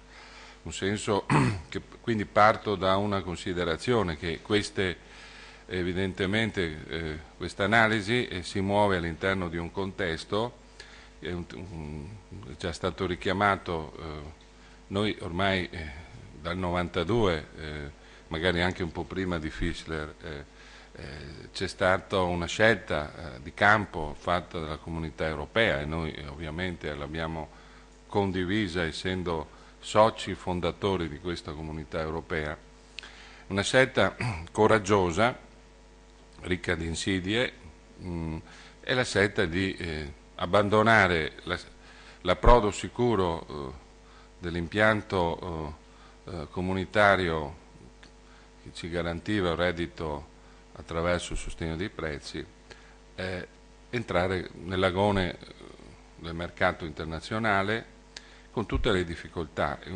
stata una lunga traversata come Mosè, no, che è partito dall'Egitto, e noi è dal 92 siamo partiti, siamo in marcia, e qualcuno diceva che ormai eravamo all'ultima tappa, no? Non so se questa programmazione, sento i politici riecheggiare continuamente questo, no? L'ultimo miglio, ecco, non so se questa programmazione sia l'ultimo miglio, l'ultima occasione per le imprese. Comunque noi dobbiamo assumerlo con questo spirito, ci siamo mossi con questo spirito, che significa grande responsabilità nel definire le cose da fare, e grande anche, credo, responsabilità, ma scontato da parte di chi ha appunto per compiti istituzionali di mettere i soldi proprio inserirli, metterli nel sistema, nel fare una scelta che sia giusta. Quindi scenario competitivo perché le nostre imprese devono competere. Parliamo d'altra parte di queste due priorità, che sono quelle appunto della competitività invariamente declinata. Ci sono alcuni aspetti della nuova programmazione che sono specifici, non si tratta anche qui di cose rivoluzionarie rispetto alle passate programmazioni. Io ormai sono veterano e credo che sia la terza a cui do il mio contributo. C'è una evoluzione, qui direi che nel corso di questi anni la comunità ha fatto esperienza e alla fine ci consegna come messaggio di mirare di più, essere più selettivi nell'uso delle poche risorse, soprattutto in questo periodo di difficoltà economica generale per le nostre economie. E quindi ci sono alcuni obiettivi che sono considerati più rilevanti. Questi in parte sono già stati evidenziati da chi mi ha preceduto. E quindi ci sono delle nuove opportunità che crediamo che debbano essere, e questo è quello che i colleghi hanno cercato di sviluppare con l'analisi. Lo scenario competitivo come può essere definito? Io ho partecipato, tranne la prima presentazione, tutti i colleghi che mi hanno anticipato, i gruppi di lavoro, sono partiti da lì, insomma, no? Perché chi lo vede dal punto di vista del clima, chi dal punto di vista dell'innovazione, eccetera, ma è sempre questo il nostro punto di riferimento. E lo dovrà essere per forza anche in futuro. Il mercato nazionale non possiamo ignorarlo e quindi anche queste nuove regole. Ecco, per quanto riguarda che tipo di scenario noi abbiamo considerato in questa analisi, abbiamo pensato che le prospettive, certamente non di lungo termine, quelle a medio termine, già la proiezione a 5 anni comincia a essere impresa difficilissima, no? Perché dopo 3 anni già le valutazioni sono molto molto sfocate. Comunque, considerando la prospettiva a medio termine, ci pare di dire che l'economia nel suo complesso dovrebbe mantenere un trend che rimarrà più o meno in linea con quello degli anni ultimi, anche se anni che hanno visto una crescita significativa dell'economia mondiale, e quindi noi pensiamo che questa crescita, questa capacità dell'economia mondiale di assorbire prodotto, no? Dovrebbe questa possibilità, questa capacità essere presente anche nei prossimi anni. È una scommessa. Vi faccio notare che il nostro Paese, piano piano, con i vari cambiamenti di governo, ma soprattutto l'ultimo in maniera determinata, sta mettendo gran parte delle proprie cartucce sul mercato internazionale, che vuol dire che se va male il mercato internazionale qui chiudiamo, insomma. Cioè stiamo facendo una scelta di campo, la stiamo facendo anche, credo, questo è quello che noi abbiamo così cercato di indicare in questa analisi, anche per il settore, e non poteva essere che così, insomma, non è che siamo stati particolarmente innovativi. Le cose vanno fatte in questo modo. Quindi se in futuro le imprese agricole avranno questo reddito, che è l'obiettivo di tutti noi, è perché sarà soprattutto il mercato internazionale che assicura questo reddito, in vie più varie, insomma, però alla fine è da lì che deriva. Vi faccio notare che a livello del mercato internazionale le proiezioni, io ho preso questo dell'Ocse, ma anche altri osservatori consegnano risultati non dissimili, prevedono un rallentamento. Quindi affidarsi al mercato internazionale è una necessità, è direi una cosa indifferibile, però vi faccio notare che ci sarà, è già in atto, un rallentamento, quello ci sarà perché lo prevede, non perché lo dice Boato, lo prevedono gli osservatori, passano 10 minuti, ok. E soprattutto rallentano i paesi, quelli emergenti, tipo la Cina, l'India, i BRICS, tanto per intenderci. Come sono andati i prodotti noi più vicini, quelli dell'agroalimentare? Anche qui quello che constatiamo è un rallentamento della produttività. Il tema della produttività che sta diminuendo a livello mondiale è un tema che è stato messo in evidenza in maniera molto precisa dal dalla Banca Mondiale. No? Noi abbiamo un nostro collega Petit, Michel Petit, qualcuno di voi l'avrà anche incontrato in seminari, collega e amico di Ottone Ferro, coetaneo, quindi prima di andare in pensione ha scritto un libricino che vi invito a leggere, dove lui era responsabile del gruppo economico del settore agroalimentare della Banca Mondiale, evidenzia in questo libro questa caduta della produttività mondiale, che è una cosa preoccupante. Questo non avviene in tutto il mondo, per fortuna, comunque il vecchio continente è dentro fino al collo in questa realtà. Noi adesso abbiamo trovato altri, però la produttività è basica, perché senza crescita della produttività non ci può essere aumento del reddito, dei fattori, del lavoro, del capitale e così via. C'è un aumento della tensione sul mercato internazionale del cibo, no? E qui c'è un indice che tutti gli osservatori considerano come misura di questa tensione, legato al fatto che c'è una domanda che cresce in maniera più o meno scomposta, no?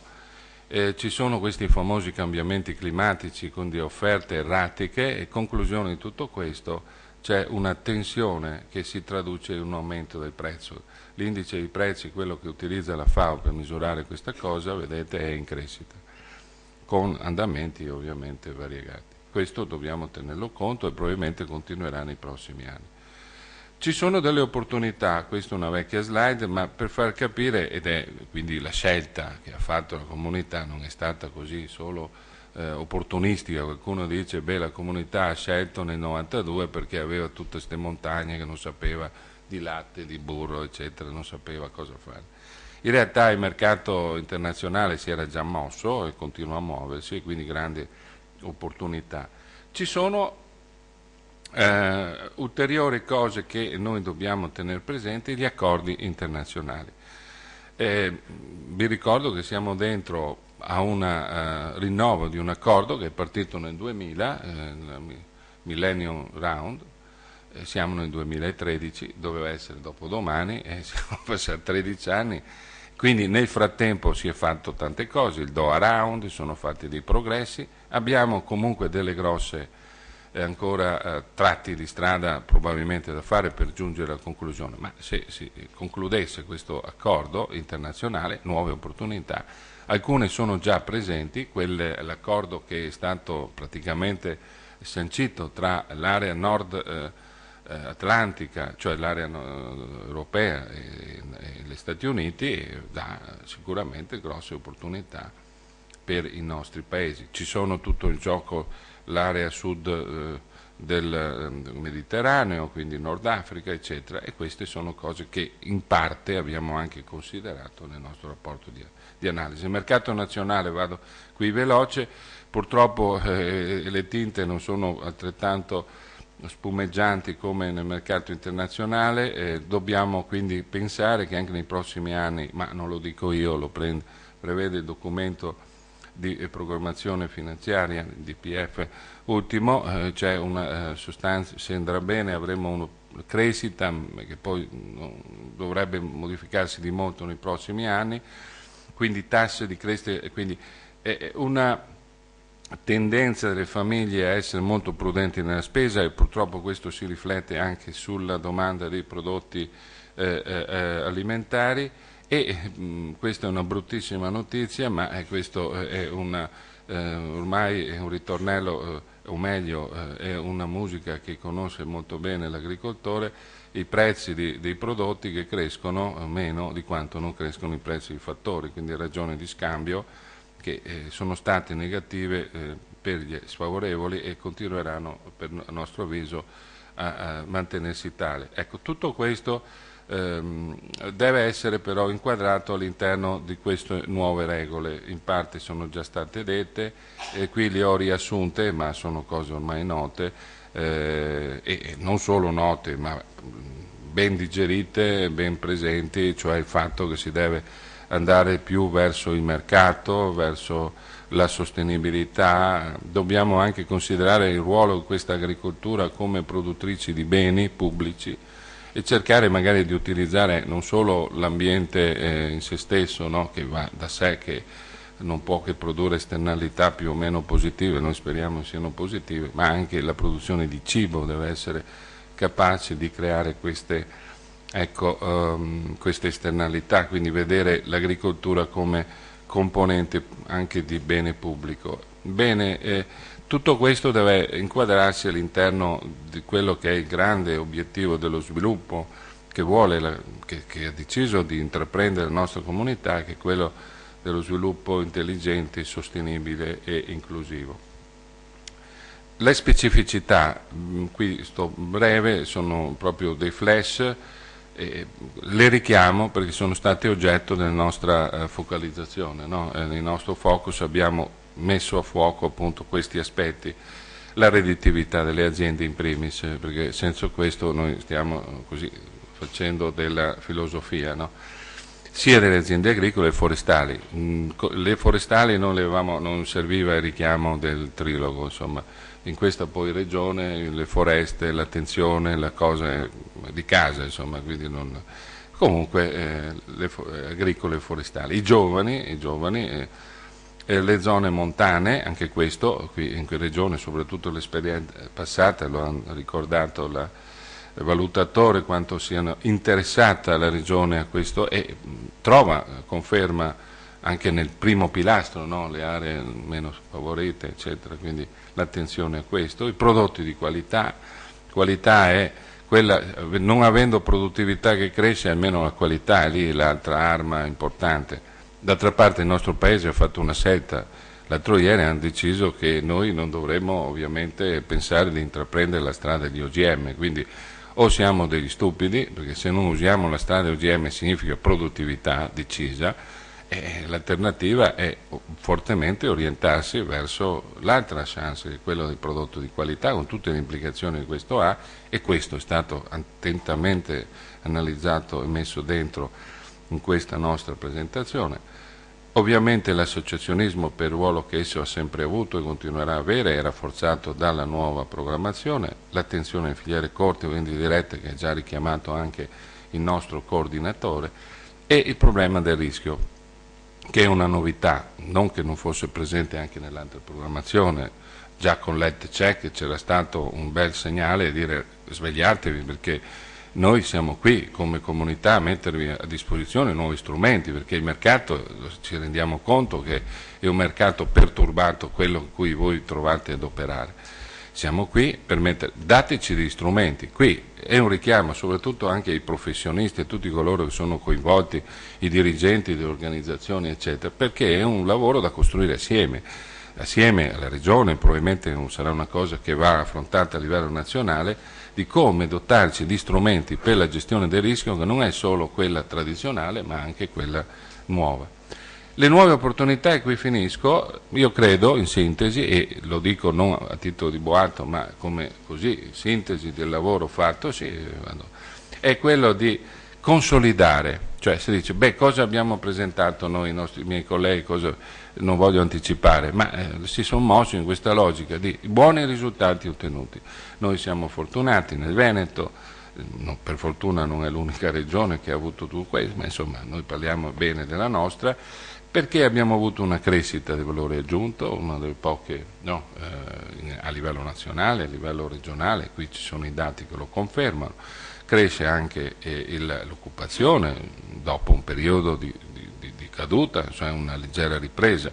Questa può essere letta doppia faccia, quando gli altri va male, per fortuna c'è un settore che riesce ancora ad assorbire chi non trova lavoro. Ma non credo che sia solo questo, il fatto che i giovani scelgono, come ha detto il valutatore, di investire il proprio futuro. Tenete conto che il segnale dei giovani è determinante, perché loro decidono in maniera molto cinica, quindi al di là di quello che potremmo raccontare noi, il giovane guarda realmente in faccia allo specchio il suo futuro, quindi se fa questa scelta coraggiosa di mettersi nell'agricoltura è una scelta che dobbiamo prendere come un segnale molto preciso. Quindi spazio per anche l'occupazione. Commercio estero, che è la nostra strategia, vi ho detto prima quanto importante lo sia, la Regione Veneto questa scelta l'ha fatto, cito un caso per tutti, quello del vino, siamo la prima regione per importanza, oltre 1.400 miliardi di fatturato di export di questo settore, potremmo citare dei casi di vini strepitosi, quindi questo è il futuro su cui noi pensiamo di dover puntare anche e questo praticamente è il primo asset, no, di questa strategia, diciamo. Il secondo è cercare di contrastare come proposte, come fabbisogno, cercare di andare incontro a questi squilibri territoriali che ancora ci sono nonostante ciò che è stato fatto, ed ultimo è se riusciamo a dare anche una mano a tutta l'economia veneta per aiutarla a risolvere i problemi di crescita più in generale, no? E nuove opportunità di ricchezza, di valore e anche nuove occasioni di prodotto. Ecco, con questo io vi ringrazio dell'attenzione.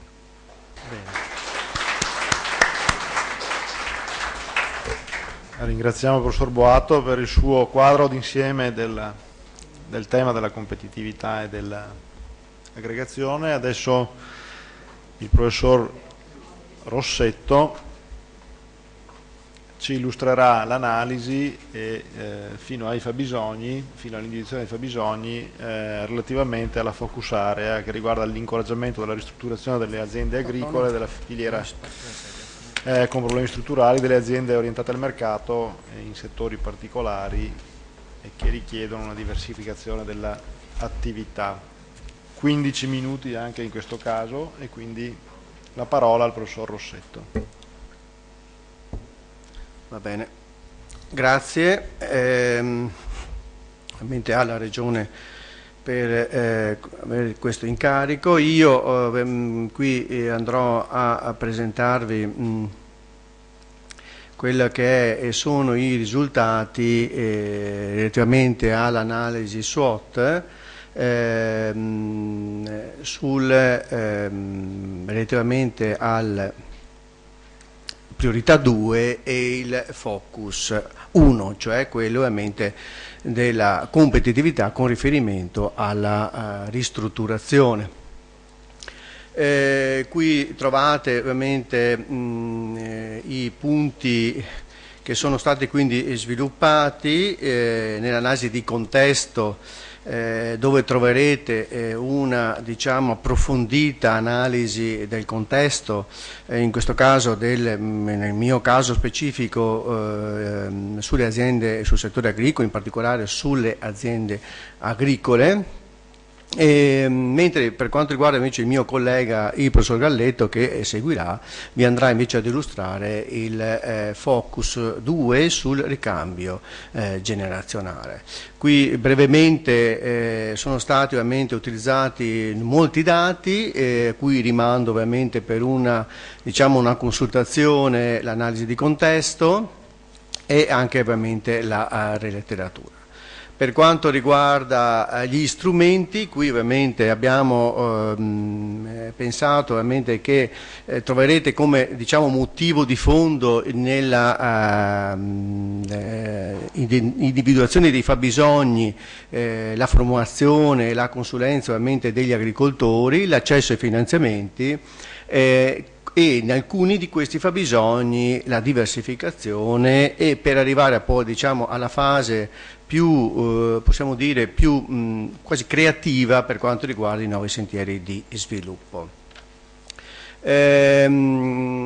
Come già vi ho anticipato, l'analisi è stata abbastanza impegnativa perché ovviamente abbiamo analizzato tutte quelle che erano le fonti disponibili per quanto riguarda, al fine appunto di cercare di capire cosa sta avvenendo nell'ambito della struttura agricola, l'occupazione, gli investimenti, con un'analisi specifica anche sul comparto ovviamente sul parco macchine regionale, sull'organizzazione e sulla produttività appunto dei fattori, e tutto poi è stato analizzato anche per comparti e per aree geografiche, con un particolare poi analisi alle zone diciamo della montagna, e qui ovviamente troverete anche un'analisi approfondita di particolari diciamo di habitat più fragili, come potrebbe essere le zone delle maghe, ma anche le attività forestali e le imprese forestali e così via. Andiamo ovviamente ad analizzare subito quelli che sono stati i fabbisogni. Ne abbiamo individuati 5, diciamo che i primi 3-4 sono diciamo già più diciamo seguono quello che è già stato gli interventi e anche fatti come quelli fatti ovviamente nel passato, mentre invece diciamo l'ultimo è più diciamo un po' più diverso. Qui rispetto appunto alle presentazioni che troverete allegata, no, al materiale, ho solamente indicato queste frecce che ovviamente solamente per andare a focalizzare l'attenzione sugli aspetti che si ritengono più importanti, almeno nella determinare questo fabbisogno. Questo ovviamente si inserisce in quella che è la sfida di aumentare la crescita delle dimensioni economiche delle aziende agricole e favorire quello che si chiama, quello che viene individuato come accesso, ma più meglio come noto come orientamento al mercato. Questa strategia è una strategia di riorientamento, quindi favorire questo riorientamento alle imprese più verso appunto al mercato, cercando appunto di sfruttare appunto delle tendenze di fondo rilevate nella struttura agricola, come ad esempio un aumento delle dimensioni, anzi diciamo un'accelerazione di questo fenomeno dell'aumento della dimensione aziendale, che erano rimaste diciamo sono cresciute poco negli scorsi decenni. In quest'ultimo decennio invece ha subito una forte forte in termini relativi di aumento rispetto a prima. C'è anche un cambiamento significativo nel ricorso all'affitto, che è aumentato in maniera importante, e anche dei cambiamenti importanti nell'ambito delle forme giuridiche e delle imprese, in particolare delle società, rispetto a come era la tradizionale, no, impresa individuale. Per quanto riguarda i punti di debolezza, qui ovviamente viene la necessità ovviamente di andare incontro ovviamente a queste difficoltà delle imprese di adeguarsi appunto al mercato a causa della rigidità delle strutture, cercare ovviamente di aiutare ovviamente l'agricoltore in questa questo problema della bassa propensione all'introduzione di innovazioni, a fare investimenti perché i costi degli impianti o delle attrezzature sono alti, i tempi di ritorno di capitali sono lunghi e la redditività appunto in agricoltura è spesso piuttosto bassa. E ovviamente questo cercando ovviamente quindi di cogliere queste opportunità che possono derivare da un aumento della domanda internazionale oppure della vicinanza di mercati di sbocco e valorizzazione delle produzioni. Difesa, ovviamente anche qui ha un effetto di difesa dalla concorrenza internazionale, quindi un'impresa più grande, quindi, e anche ovviamente contro questo peggioramento delle regioni di scambio. Questo secondo fabbisogno è quello invece orientato all'efficienza, quindi una strategia di difesa e anche ovviamente di riorientamento delle imprese che si propone quindi di migliore efficienza. Cosa significa? Ridurre gli sprechi, migliore impresa, un impiego più razionale delle risorse, che significa quindi un migliore impiego dei mezzi tecnici, ma anche ovviamente una miglior miglior qualità anche delle risorse naturali e come pure anche un minore impatto anche a livello ambientale. Per quanto riguarda, mi dimenticavo che per quanto riguarda sia la strategia di prima, cioè sia il fabbisogno precedente che anche questo, come vedremo anche quello successivo, è necessario ovviamente orientare l'attenzione su aziende, su imprese che hanno o che offrono maggiori garanzie di crescita, oppure su imprese che soffrono particolari difficoltà. Anche qui ho individuato quelli che sono diciamo, gli aspetti chiave più rilevanti, che sono a livello sfruttare quella che è la tendenza alla specializzazione produttiva, ma anche appunto puntare a una maggiore una crescita anche del conto-terzismo, ad esempio quindi imprese erogatrici di servizi che contribuiscono quindi a migliorare l'efficienza soprattutto nelle imprese di piccola dimensione. E poi, come ho già detto prima, tutti ovviamente gli aspetti della rigidità delle strutture, a migliorare anche ad esempio questo differenziale tra aziende piccole, di rigidità tra aziende piccole e aziende grandi, migliorare anche il livello di occupazione appunto del lavoro. E anche qui un importante contributo anche per quanto riguarda l'informatizzazione, che è ancora piuttosto diciamo, limitata in agricoltura. Per quanto riguarda la difesa, anche qui questa diciamo, fa bisogno andare incontro anche, oltre ovviamente ai problematiche di mercato, anche a quelli che sono diciamo, i rischi produttivi, quindi puntando ad esempio magari a tecniche, non so, all'irrigazione, in grado quindi di stabilizzare le rese. Per quanto riguarda invece il terzo fabbisogno, è una variante del precedente, solamente che è più incentrato, più imperniato sull'efficienza organizzativa, e quindi questo fabbisogno è particolarmente quindi è coordinato quindi con la priorità quindi 3, che verrà poi ovviamente illustrata dalla professoressa De Francesco. Per quanto riguarda l'aumento dell'efficienza, anche questo sì, è una strategia quindi di riorientamento quindi delle imprese quindi verso il mercato. Punto importante anche qui si può, rispetto ai precedenti, la diversificazione, puntare quindi non so, alla valutazione o alla vicinanza alla mercati di sbocco, vicinanza, valorizzazione, nuove tecnologie ovviamente adattabili e così via. Arriviamo poi al quarto fabbisogno, che è quello sull'aumento dell'integrazione territoriale dell'impresa. Questo fabbisogno va ovviamente inquadrato in particolare aree geografiche più diciamo, sensibili o comunque più fragili o comunque che soffrono ad esempio di svantaggi. Ecco qui in queste aree appunto è necessario puntare quindi su imprese ovviamente che ancora godono ancora di una certa appunto vitalità, e è una strategia di difesa, soprattutto difesa da che cosa? Dall'invecchiamento, ma soprattutto dai rischi di abbandono oppure di marginalizzazione appunto di aree, specie in modo particolare della montagna, ma anche ovviamente una strategia di difesa contro i rischi produttivi, come ad esempio che si concretizzano ad esempio un orientamento verso non so, coltivazione di varietà più adeguate, più adatte ovviamente al territorio, oppure ovviamente di tecniche meno diciamo in linea con quelle che sono le vocazioni di quel territorio. Questa strategia ovviamente si propone quindi di anche allontanare quelle che sono le imprese, quella che è la concorrenza ovviamente internazionale. Ovviamente contrastare anche in questo caso il calo delle imprese e puntare alla diversificazione. Infine, e questo è l'ultimo diciamo fabbisogno, è un po' più orientato diciamo a quelle situazioni dove non direi proprio critiche, ma trovare, diciamo, dei nuovi percorsi di sviluppo delle imprese.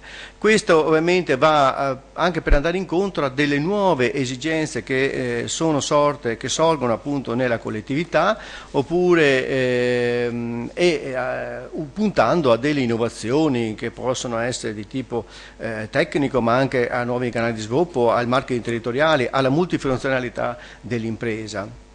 In particolare l'opportunità riguarda ovviamente questi bisogni appunto emergenti che fanno riferimento ad usi produttivi e non produttivi dei suoli, che fanno riferimento alle attività connesse, che comunque già ovviamente importanti anche nel individuazione del fabbisogno precedente, attività connesse quindi prima lavorazione, trasformazione, fino ad arrivare ovviamente alla vendita, anche alla vendita diretta, oppure anche andare oltre verso appunto produzioni magari più di carattere, produzioni energetiche, oppure produzioni di carattere diciamo più offerta di servizi appunto ambientali, per arrivare oppure arrivare anche al sociale, o non so, gli orti rurali, oppure l'assistenza sociale, o ancora appunto arrivando ad esempio a casi di situazioni diciamo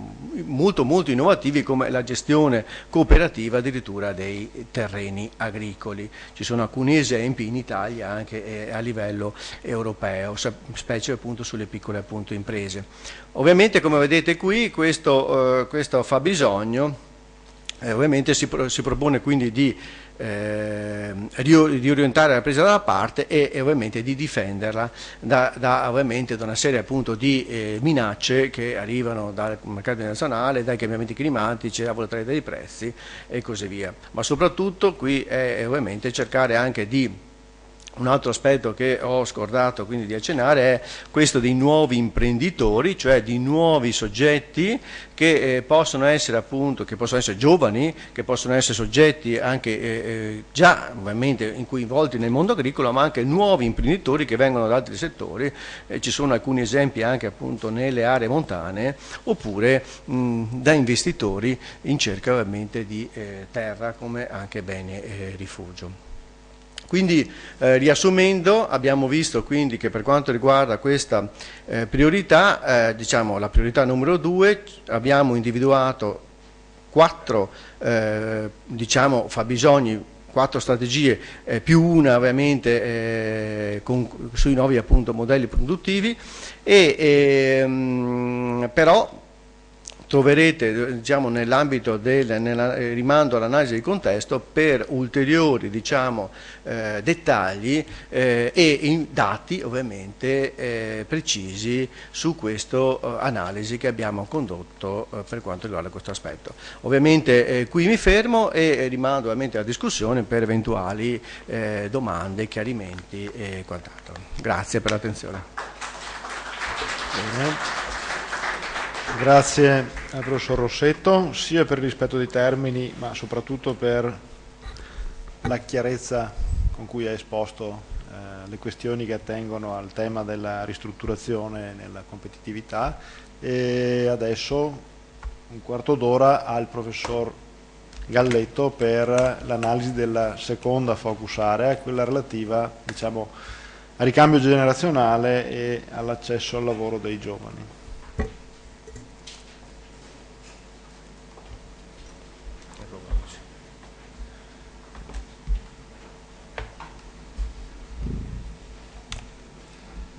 Sempre un quarto d'ora. Sì, forse anche meno.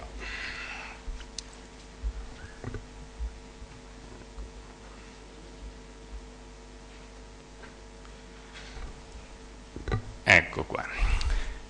Grazie per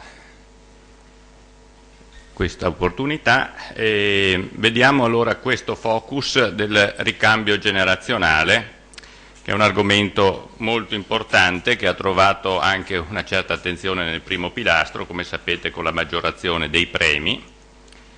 E vediamo brevemente i punti di forza, mi limito ad accennarli brevemente.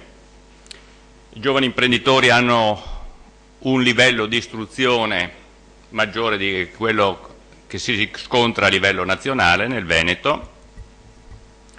Soprattutto nelle aree montane la presenza dei giovani appare più stabile che nelle restanti parti della regione. Sono poi i giovani presenti nelle aziende di maggiore dimensione, e questo sembra scontato perché sono quelle che danno più opportunità dal punto di vista economico. Sono anche più presenti nelle aziende a maggiore intensità di lavoro e di capitale, quelle aziende zootecniche e ortofruricole, e come punto di forza, l'abbiamo già sentito prima nel rendiconto delle precedenti programmazioni, bisogna considerare il successo, gli aspetti positivi della precedente programmazione, delle misure attuate a favore dell'inserimento dei giovani in agricoltura nella precedente programmazione. Fra i punti di debolezza abbiamo però che un rapporto giovani anziani in agricoltura peggiore di quello che si riscontra a livello nazionale. È vero però che da partire dal 2005 le cose stanno migliorando.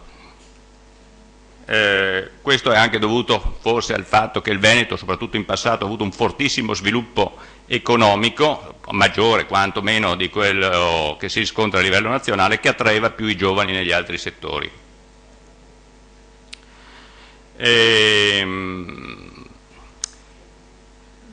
Questa riduzione dei lavoratori giovani è stata più accentuata di tutti gli altri lavoratori autonomi in agricoltura nel loro complesso, è maggiore di quella a livello nazionale, punto che si collega a quello precedente. Il rapporto poi giovani imprenditrici su imprenditrici anziane è peggiore rispetto a quello che troviamo a livello generale e soprattutto a livello maschile. Quindi questo è un punto particolare per il Veneto. E va detto anche che il sostegno delle politiche ai giovani che si insediano come agricoltori non esaurisce le potenzialità di valorizzazione delle competenze giovanili, perché ci troviamo presenti a un trend demografico di carattere generale e ci troviamo presenti a delle mentalità che ancora portano a forte resistenza a questo ricambio. E poi abbiamo sempre come punto di debolezza, in particolare per i giovani, una difficoltà contrattuale nell'accesso al credito, forse più che per le altre imprese mature. Le opportunità sono la crisi economica, già ricordato, che porta a un ritorno a ripensare l'impiego in agricoltura, già accennato, la motivazione a entrare in agricoltura soprattutto attraverso la valorizzazione di forme associazionistiche che vedono un coinvolgimento dei giovani, anche associazioni fra i giovani. In passato per esempio c'erano i club 3P eccetera, c'erano forme di aggregazioni forse che sono venute un po' meno nel tempo, però abbiamo dei sintomi che questo può riprendere. I problemi sono anche del ricambio nazionale, lo guardiamo soprattutto dal lato dei giovani, però il ricambio si attua anche favorendo l'uscita degli anziani e sappiamo che la misura del prepensionamento è fallita in precedenza, però adesso ci sembra che ci siano delle nuove opportunità nel piano di sviluppo rurale per favorire anche il reperimento del capitale fondiario per i giovani agricoltori, per l'ampliamento quantomeno delle aziende. Anche lo sviluppo dell'affitto è un'opportunità, come anche la ventilata cessione di parte dei terreni demaniali, che già il precedente governo, e anche questo forse lo sta ribadendo, anche se è ancora da tradursi in atti pratici. Fra le minacce, la crisi economica, se da un lato incentiva i giovani a prendere in considerazione l'impiego agricolo, d'altra parte crea delle resistenze a lasciare l'agricoltura da parte degli anziani, perché anche garantisce dei redditi integrativi alla pensione. Voi sapete che in agricoltura il problema del ricambio è più accentuato che in altri settori, proprio perché il pensionamento non coincide con l'abbandono dell'attività molto spesso imprenditoriale. E poi c'è una resistenza, una minaccia di carattere culturale, che è il permanere di modelli che non valorizzano la vita rurale e quindi che frenano l'ingresso dei giovani. Poi ci sono alcune misure specifiche sulle quali non mi soffermo. È un po' difficile, diciamo, trovare dei fabbisogni che riguardino solo alcune di questi punti di forza e di debolezza. Noi ne abbiamo individuati 4. Uno che cerca di risolvere i problemi è un fabbisogno che riguarda i problemi organizzativi, e crediamo che sia necessario, proprio se non si vogliono disperdere le risorse, soprattutto incoraggiare sul piano organizzativo la propensione giovanile a rimanere in agricoltura. E quindi, come evidenziato anche prima, puntare sull'associazionismo, sulla multisettorialità, e in questo viene incontro anche alcune misure previste dalla nuova programmazione, le attività connesse, i servizi, la diversificazione, sono tutti degli elementi che possono concorrere a rendere più attraente e più redditizio l'attività dei giovani. Non soltanto misure a favore dell'imprenditore agricolo professionale, ma anche ai coadiuvanti ad altre figure che possono svecchiare il settore, che sono potenzialmente presenti in agricoltura. Quindi c'è da risolvere soprattutto dei problemi di carattere organizzativo. Poi c'è il discorso della formazione del capitale umano. Qui abbiamo avuto ottimi risultati, abbastanza soddisfacenti risultati nella precedente programmazione, però si può fare ancora molto nel campo dell'informazione, della consulenza, e soprattutto bisognerebbe cercare anche delle forme innovative che favoriscono l'emulazione, l'imitazione, e quindi la possibilità di avere come degli scambi sia a livello nazionale che anche con altri paesi partner, per capire quali sono i punti dove si gioca la competitività, cosa fanno gli altri, perché al di là dei corsi che uno può fare, è proprio vedendo messe in atto, in pratica, da parte di altri imprenditori, di altre realtà, che vengono le idee e che possono contribuire a stabilizzare. Quindi come dei programmi di scambio, ovviamente non estemporanei lasciati, ma guidati, è da costruire questa cosa, a nostro giudizio. L'altro aspetto, quello più cruciale, abbiamo visto il ruolo della dimensione nella redditività, dimensione economica, che non è strettamente correlata a quella fisica, però certamente il capitale fondiario è un ostacolo notevole, la disponibilità di capitale fondiario. E il problema è come renderlo accessibile, soprattutto come smuovere da parte degli anziani o di altri la disponibilità per i giovani. Abbiamo visto l'affitto è una soluzione, ma si potrebbe cercare di vedere oltre l'affitto, perché la compravendita è un sistema molto oneroso. Ovviamente non va esclusa la compravendita, però soprattutto in certe realtà periurbane i valori fondiari sono estremamente elevati e preclusivi per l'ampliamento dell'azienda da parte dei giovani. E l'ultimo punto è lo sviluppo dell'accesso al credito agrario e facilitazioni, perché anche non solo sotto forma di credito agevolato, di riduzione dei tassi o di contributi, ma soprattutto in termini di garanzie, che molto spesso sono quelle che mancano a livello giovanile. Ci sarebbero tanti altri aspetti da sottolineare, io mi fermo qua. Grazie. Grazie al professor Galletto. Azzardo una sintesi, ancora interventi di carattere integrato, tipo pacchetto, ma probabilmente con altre e diverse misure. A questo punto passiamo alla priorità 3, e quindi alla professoressa Edith De Francesco, 20 minuti, per la focus area A, che riguarda l'integrazione dei produttori nella nella filiera attraverso i regimi di qualità, la promozione dei prodotti nei mercati agricoli, le filiere corte, le associazioni dei produttori, le organizzazioni interprofessionali. Prego. Grazie, buongiorno a tutti. Sì, io non ho la voce del collega Galletto, quindi mi devo tirare vicino il microfono.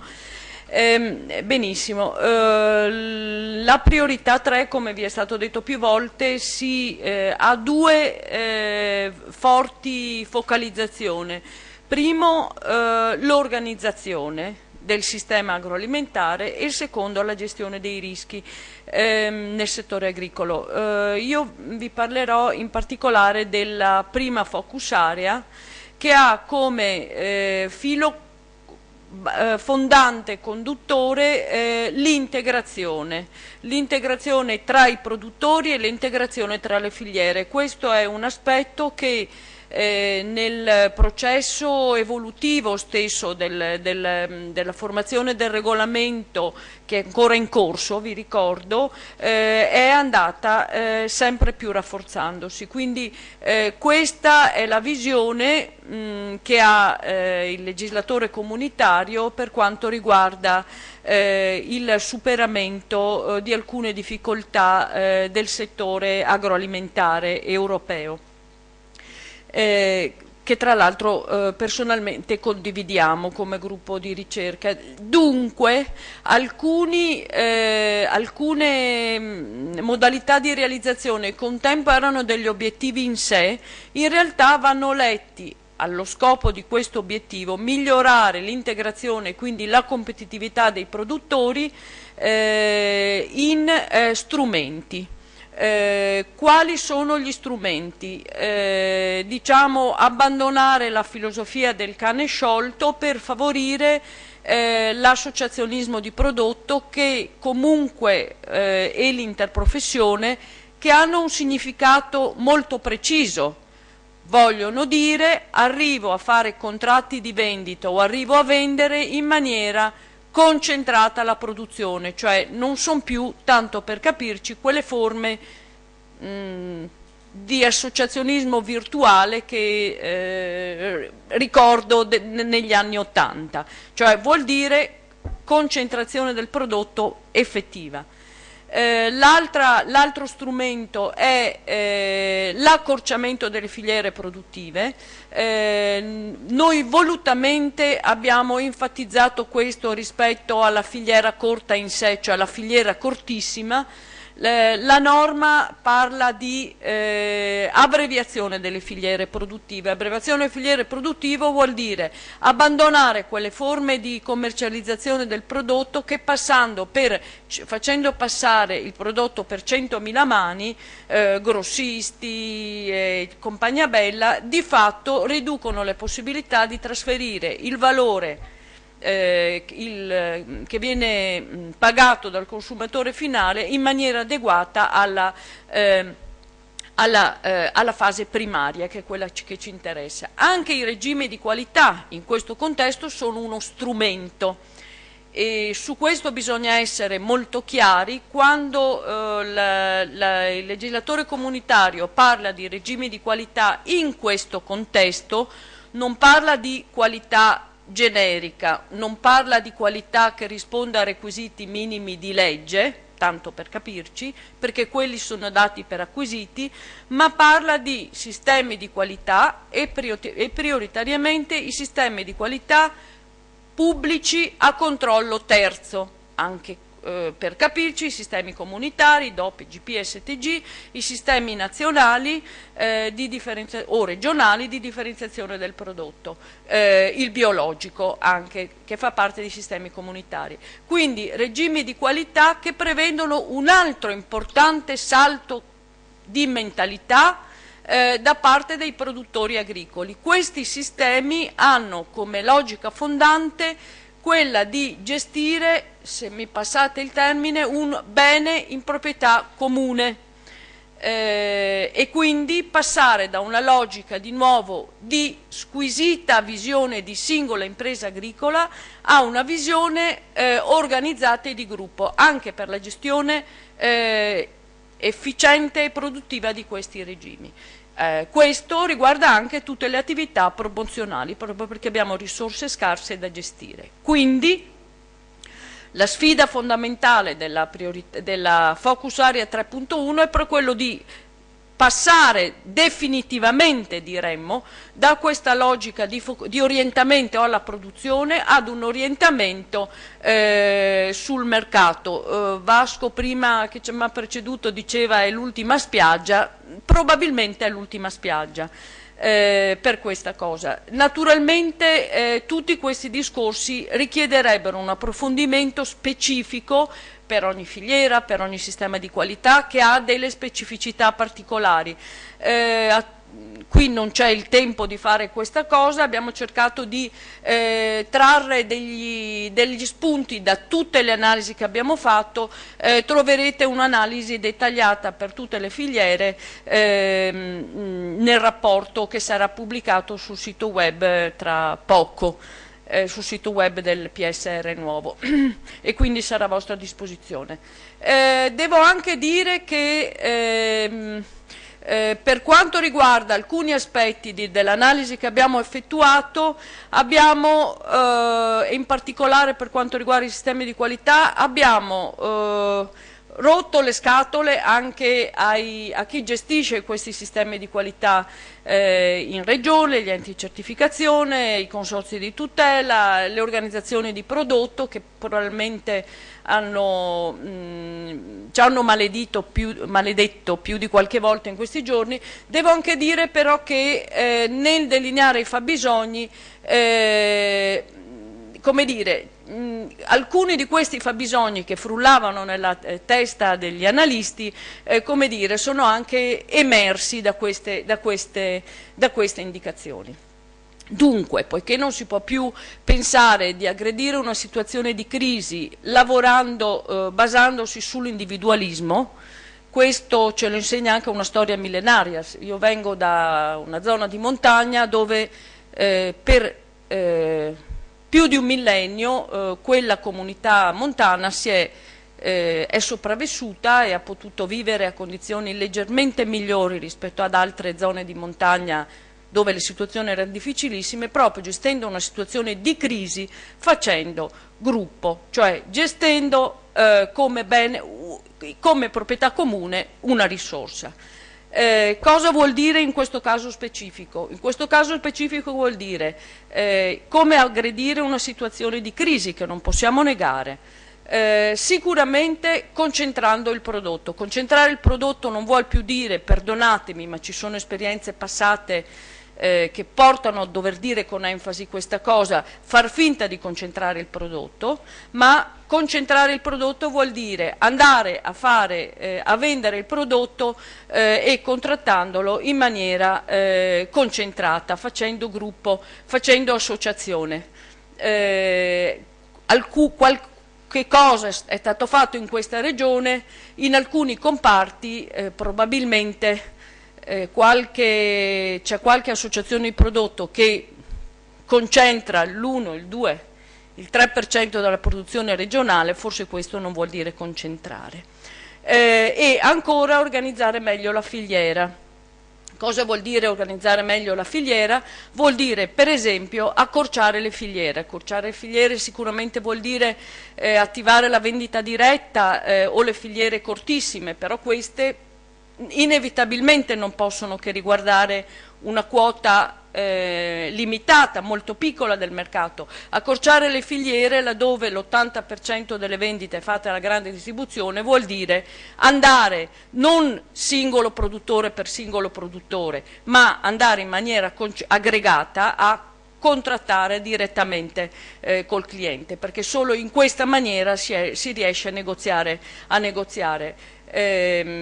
si riescono a negoziare posizioni competitive. In questi ultimi anni abbiamo visto invece come la grande distribuzione ha adottato strategie al contrario, cioè andava a cercarsi il singolo produttore. Domandiamoci se però questo non è come dire, giocare sul divide et impera. nel medio periodo. Ancora sviluppo dell'interprofessione. Ci sono dei punti di forza in questa regione, abbiamo ampia gamma di produzione, alcune realtà che sono effettivamente competitive, penso a alcune realtà del lattiero caseario, per esempio del formaggi, eccetera, del vino. Abbiamo diversi strumenti di qualità pubblici che possono essere gestiti, utilizzati non solo le DOP e le IGP.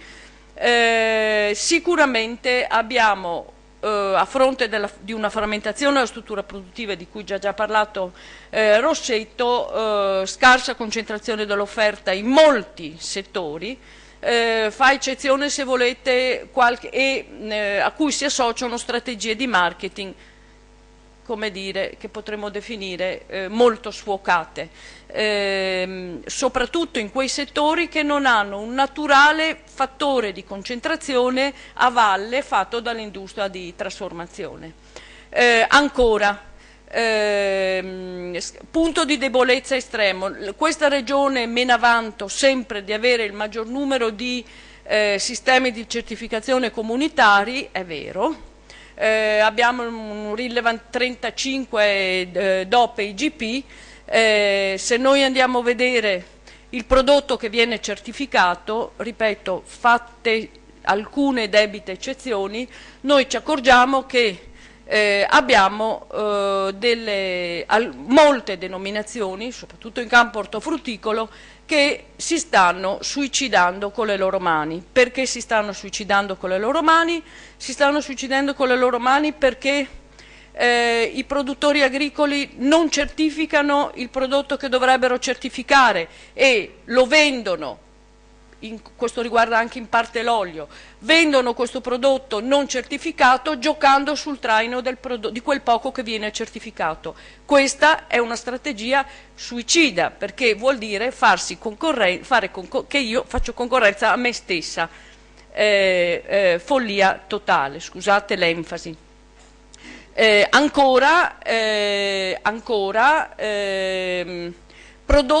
Quel poco prodotto che viene certificato non è quindi poco prodotto che viene certificato, venduto in maniera qualche volta certificato ma venduto non etichettato e con un ruolo in termini di concentrazione dell'offerta piuttosto limitato. Ripeto, ci sono delle eccezioni a questo riguardo. Ci sono alcune organizzazioni di produttori associazioni produttori che stanno cominciando a vendere questo prodotto, ma non siamo, mi dispiace, ma non raggiungiamo i livelli di concorrenza, di concentrazione necessario. In alcuni casi si è cercato disperatamente di ottenere per esempio una certificazione, di aderire per alcune produzioni a un sistema di certificazione di tipo comunitario quando la quantità di prodotto complessiva o quando il sistema era troppo complesso. Adesso dal gennaio di quest'anno c'è un ventaglio di strumenti molto più ampi che possono permettere di sfruttare meglio le opportunità del mercato esterno.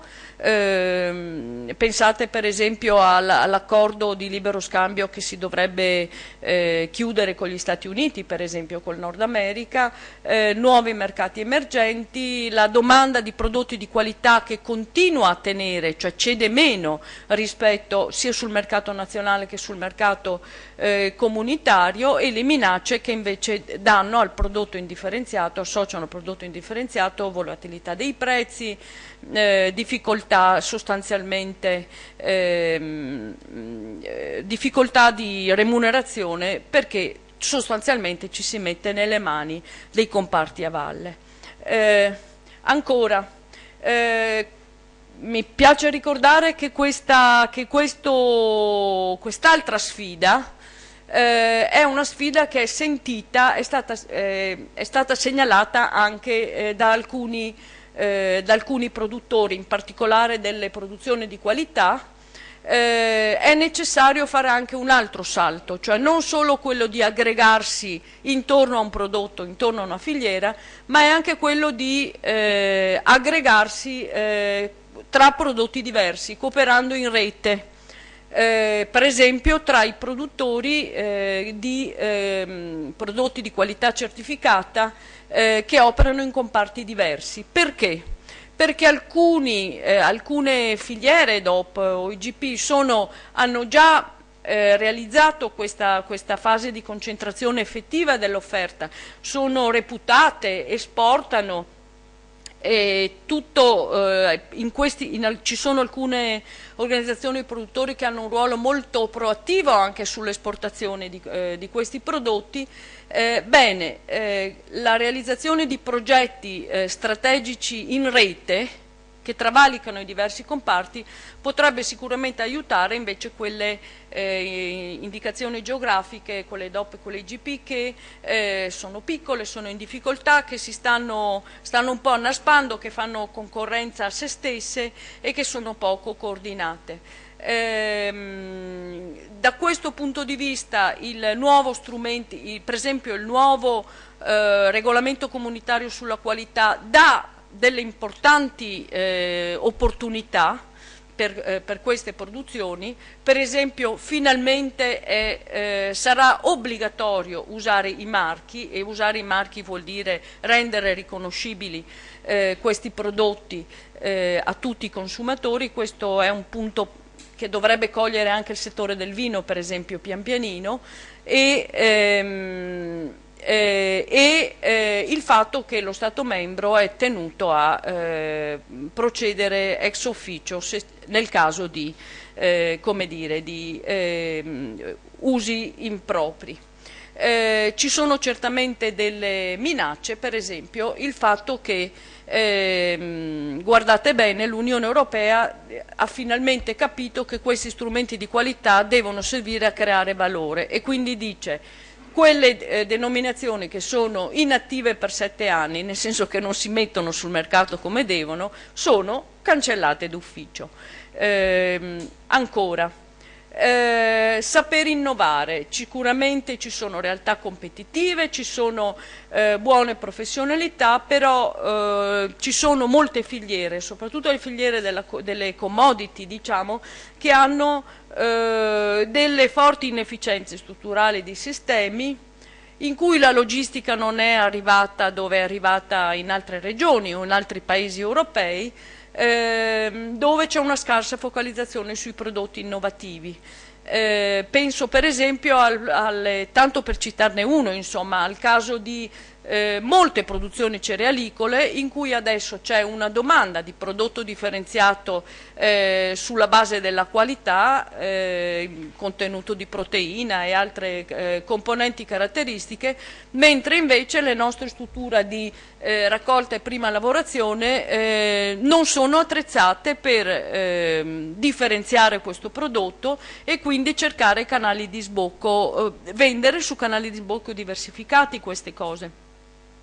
Questo richiede dei processi dell'investimento in logistica, questo richiede processi innovativi anche in campo di differenziazione del prodotto. Oramai si riesce anche a trebbiare differenziando in base alla qualità, diciamo, sotto trebbia. Dunque questo è sicuramente un altro modo per migliorare il potere contrattuale del settore. Ancora un momento. Sì. Quarta grande sfida: trovare degli strumenti per governare la volatilità dei prezzi.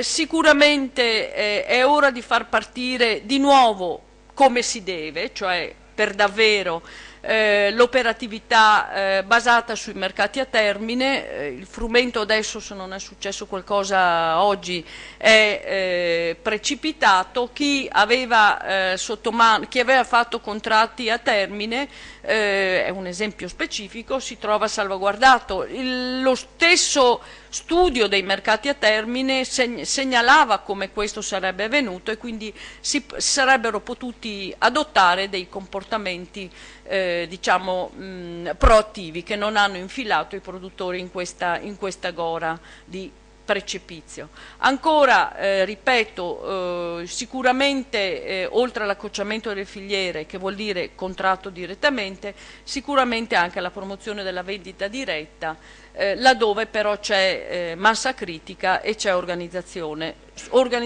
soprattutto noi pensiamo, per ragione che sono state esposte dal collega Boato prima, anche per l'export. Ultima, crescita intelligente, questa è una misura trasversale, uso il termine comunitario,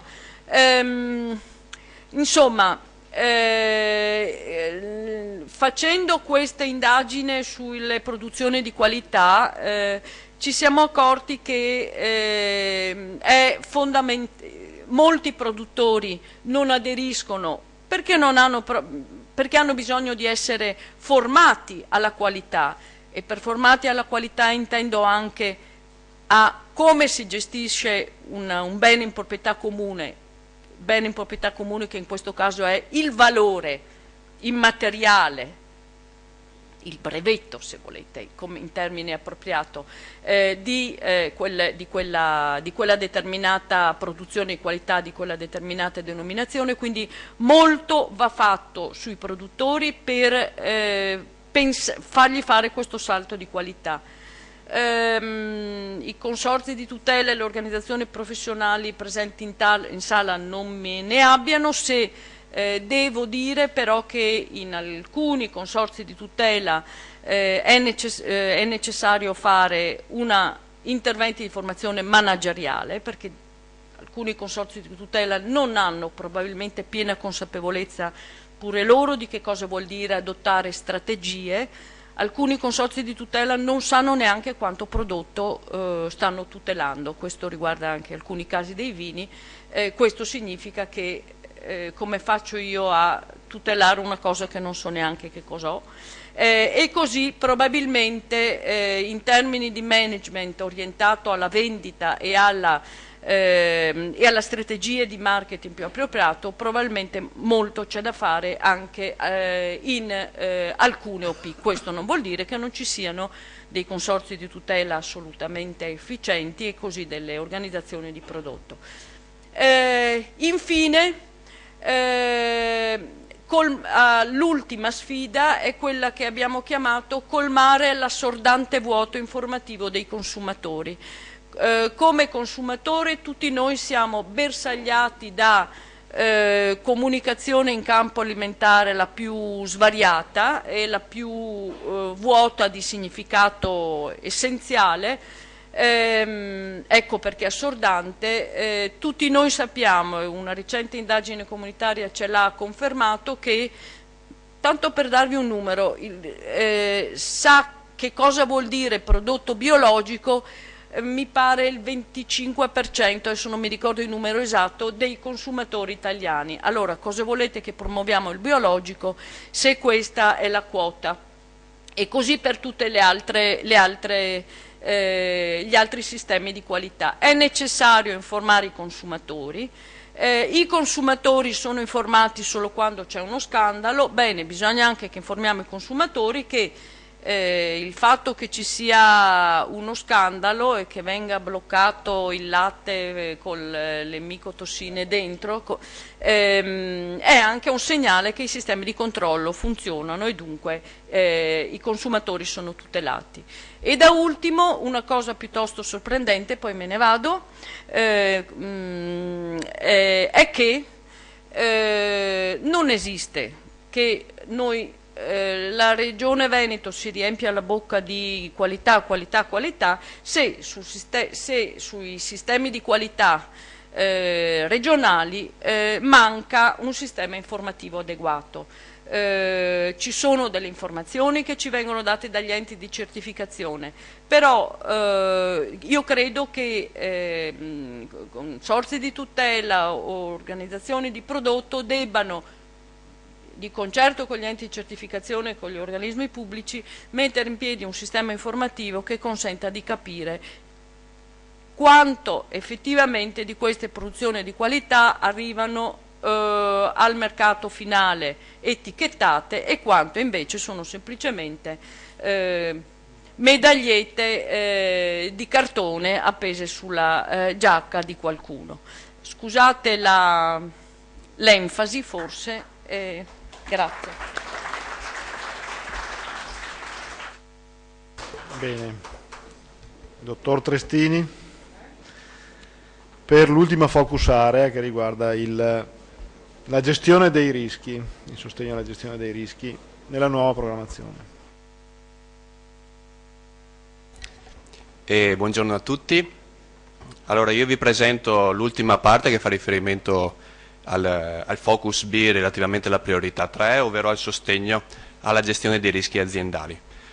Vi presento qui rapidamente quelli che sono stati individuati nell'attuale proposta di regolamento essere gli strumenti volti al sostegno della gestione del rischio, alla gestione dei rischi aziendali. Sono classificabili in due categorie. La prima che fa riferimento all'articolo 38 e che riguarda l'assicurazione del raccolto degli animali e delle piante, che ricalca, diciamo, come strategia gli strumenti di sostegno alla gestione del rischio già presenti, che conosciamo normalmente come assicurazione al raccolto, assicurazione alle produzioni zootecniche. Ciò che è molto interessante ed è nuovo rispetto alla programmazione del PSR è che questi strumenti in precedenza erano presenti a livello nazionale nell'ambito prima del Fondo di Solidarietà Nazionale, poi all'interno all'interno del primo pilastro con l'articolo 69 prima e poi 68 con le integrazioni nazionali debite, sono oggi trasferite all'interno di una programmazione regionale e quindi su una scala territoriale sicuramente inferiore rispetto a quella che era precedentemente, anche se come natura dello strumento quella proposta dalla Commissione rappresenta, diciamo, ricalca ciò che è attualmente lo strumento assicurativo che conosciamo. La seconda tipologia di strumento per la gestione dei rischi aziendali è rappresentato dai fondi di mutualizzazione. Questi fondi di mutualizzazione sono indirizzati in due ambiti. Il primo fa riferimento all'intervento nel caso di danni collegati a focolai di epizoozie, fitopatie ed emergenze ambientali. Il secondo fa riferimento all'intervento nel caso di forte riduzione dei redditi a carico delle singole aziende agricole. Quello che ora vi andrò a presentare, ovvero l'analisi SWOT e l'individuazione dei fabbisogni, è stata divisa in due ambiti, in due sfide. Una prima che fa riferimento agli strumenti assicurativi e una seconda che fa riferimento ai fondi di mutualizzazione. Quella che vedete qui è l'analisi SWOT complessiva per tutti gli aspetti relativamente alla gestione del rischio. Evidenziati, bordati in verde o in rosso, sono in questo caso quelli relativamente, i punti dell'analisi SWOT relativi agli strumenti assicurativi, quindi relativi all'articolo 38. La sfida, l'indicazione che abbiamo voluto individuare è quello di consolidare il ricorso agli strumenti assicurativi e dare poi l'opportunità di un ulteriore sviluppo. Quali sono i principali punti di forza che sono collegati agli strumenti assicurativi in agricoltura? Sicuramente il Veneto è fra le primissime regioni in termini di ricorso agli strumenti assicurativi, quindi c'è una grande esperienza del Veneto in questo senso e il ricorso agli strumenti assicurativi è mediato da un sistema organizzato di contrattazione, ciò che dà forza anche una capacità di contrattazione degli agricoltori nei confronti delle compagnie assicurative. Ciò che si osserva infatti negli ultimi anni, soprattutto dall'ultimo decreto legislativo, è stata una forte riduzione delle tariffe pagate dagli agricoltori. Ciò nonostante i sistemi assicurativi appaiono sostenibili, quindi in questi ultimi anni, oltre ad aver osservato un crescere importante dei valori assicurati, abbiamo osservato una maggiore facilità di accesso delle imprese agli strumenti assicurativi. D'altra parte però, andando ai punti di debolezza, osserviamo un ridotto ricorso alle polizze multirischio. Da quest'anno le monorischio sono escluse sostanzialmente, ma le polizze multirischio, che proprio coinvolgendo un ampio spettro di rischi sono in grado di garantire una maggiore sostenibilità del sistema assicurativo e, una volta diciamo, diffuse in modo ampio sono in grado di garantire anche costi più bassi per il sistema assicurativo stesso nel complesso e anche una minore contribuzione pubblica, sono oggi poco diffuse, sebbene il Veneto sia una delle regioni dove il ricorso alla polizza multirischio è più ampia. In secondo luogo si ravvisa che fra tutte le imprese esistono delle tipologie di imprese che ricorrono meno agli strumenti assicurativi, in modo particolare sono le imprese del settore dei seminativi, che governano una vastissima parte del territorio ma che accedono poco a questi strumenti, ed inoltre le imprese che diciamo hanno superfici limitate delle diverse culture, perché diciamo, i dati a disposizione sono riferiti a cultura, quindi non si può dire le imprese piccole in termini di strutture, ma che hanno superfici limitate per le specifiche culture. Inoltre emerge una debolezza nell'implementazione della proposta di regolamento, legata al fatto che la scala regionale è una scala piccola per l'implementazione di uno strumento di gestione del rischio. Sicuramente è una scala che rende più difficoltosa la copertura dei rischi rispetto alla scala nazionale, che è il livello con il quale i rischi sono gestiti in agricoltura fino ad oggi. Per quanto riguarda le opportunità, sicuramente ci sono una serie di aspetti di contesto che facilitano lo sviluppo degli strumenti di gestione del rischio. Sicuramente, rispetto al confronto fra culture, assicurazioni delle culture e le produzioni zootecniche, la proposta di regolamento introduce un aumento della contribuzione per le produzioni zootecniche, una contribuzione pubblica che ad oggi invece era limitata al 50%. Ed inoltre, diciamo, si è creato un contesto normativo a livello comunitario che ha recepito una delle politiche che era tipica proprio dell'Italia, della Francia e della Spagna tipicamente, che è proprio quella della gestione del rischio. Ha inserito come strumento prioritario a livello comunitario questo tipo di politica. In questo senso noi siamo più preparati e abbiamo anche l'opportunità di dare degli indirizzi nello sviluppo di questi strumenti. Per quanto riguarda le minacce, sono sicuramente collegate in ampia misura, in questo caso, all'effetto dei cambiamenti climatici. Qui avete sintetizzate i principali fabbisogni e in modo particolare crediamo che i primi obiettivi da raggiungere per quanto riguarda la Regione sia il primo quello di dare continuità a ciò che esiste già oggi. Siamo molto sviluppati, diffusamente sono diffusamente applicati gli strumenti di gestione del rischio nella nostra Regione, è opportuno diciamo, lavorare per poter garantire questo livello di copertura. In secondo luogo agire dove la diffusione delle assicurazioni in questo caso è più carente, in modo particolare nei settori dove è più carente, il primo fra tutti è quello dei seminativi, e anche diffondere la cultura e quindi favorire in questo modo l'accesso alla gestione del rischio per le imprese che gestiscono piccole superfici delle culture. In terzo luogo, questo attraverso un percorso, poi sarà la Regione a decidere se promuoverlo o attraverso un percorso normativo, è quello di aumentare il ricorso alle polizze multirischio. Le polizze multirischio rispetto alle monorischio, che adesso sono, diciamo, fra virgolette bandite, e le pluririschio, evitano sicuramente fenomeni di sovracompensazione a favore degli agricoltori, e di conseguenza liberano o mettono a disposizione un maggior numero di risorse. Esistono dei problemi culturali per poter far accedere le imprese alle polizze multirischio, e sono legati alla consapevolezza dei rischi. Per rispondere a questo ultimo aspetto, sicuramente un lavoro di formazione e assistenza nella comprensione e nel monitoraggio dei rischi presenti nelle aziende agricole è un aspetto sicuramente molto importante, che diventa trasversale rispetto anche alle altre priorità. Per quanto riguarda gli articoli 39 e 40 che vedono applicati i fondi di mutualità, questa strada è una strada molto nuova, diciamo, estremamente innovativa, sia perché si inserisce all'interno della programmazione del piano di sviluppo rurale, sia perché la diffusione a ricorso ai fondi di mutualità è molto limitata, sia a livello regionale sia a livello nazionale. pur mettendo in evidenza come punto di forza della Regione Veneto il fatto che ci siano già delle esperienze di fondi di mutualità presenti in Regione, che ci vede assieme ad alcune altre regioni molto in avanti, molto innovativi in questo senso.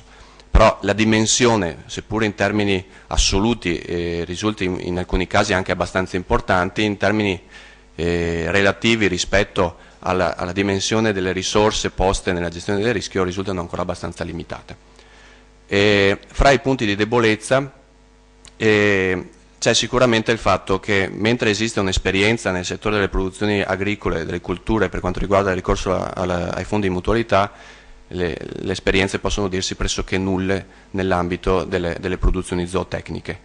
Ed inoltre, considerando che così come è scritto adesso la proposta di regolamento, i fondi di mutualità devono intervenire contro i danni collegati a focolai di epizoozie e di fitopatie o emergenze ambientali, essendo bassissima o molto bassa in genere la frequenza di questi tipi di eventi, risulta piuttosto difficile prevedere la frequenza con cui si possono verificare e quindi stabilire il costo presunto, il livello di contribuzione.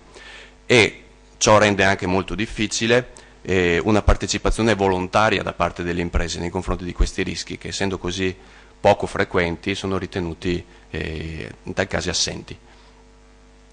Anche in questo caso ribadisco la dimensione regionale come un limite allo sviluppo dei fondi di mutualità, mentre per quanto riguarda le opportunità sicuramente passando dagli strumenti messi a disposizione dalla scorsa programmazione alla situazione attuale, osserviamo un ampliamento, un maggior ricorso al supporto pubblico per la realizzazione di fondi di mutualità, che vi ricordo in passato potevano godere di finanziamenti esclusivamente per l'avvio in riferimento ai costi amministrativi, mentre oggi la proposta di regolamento va a finanziare, a coprire fino al 65% i costi per la compensazione dei danni, quindi vanno fattivamente ad intervenire su quelle che sono le erogazioni da parte del fondo.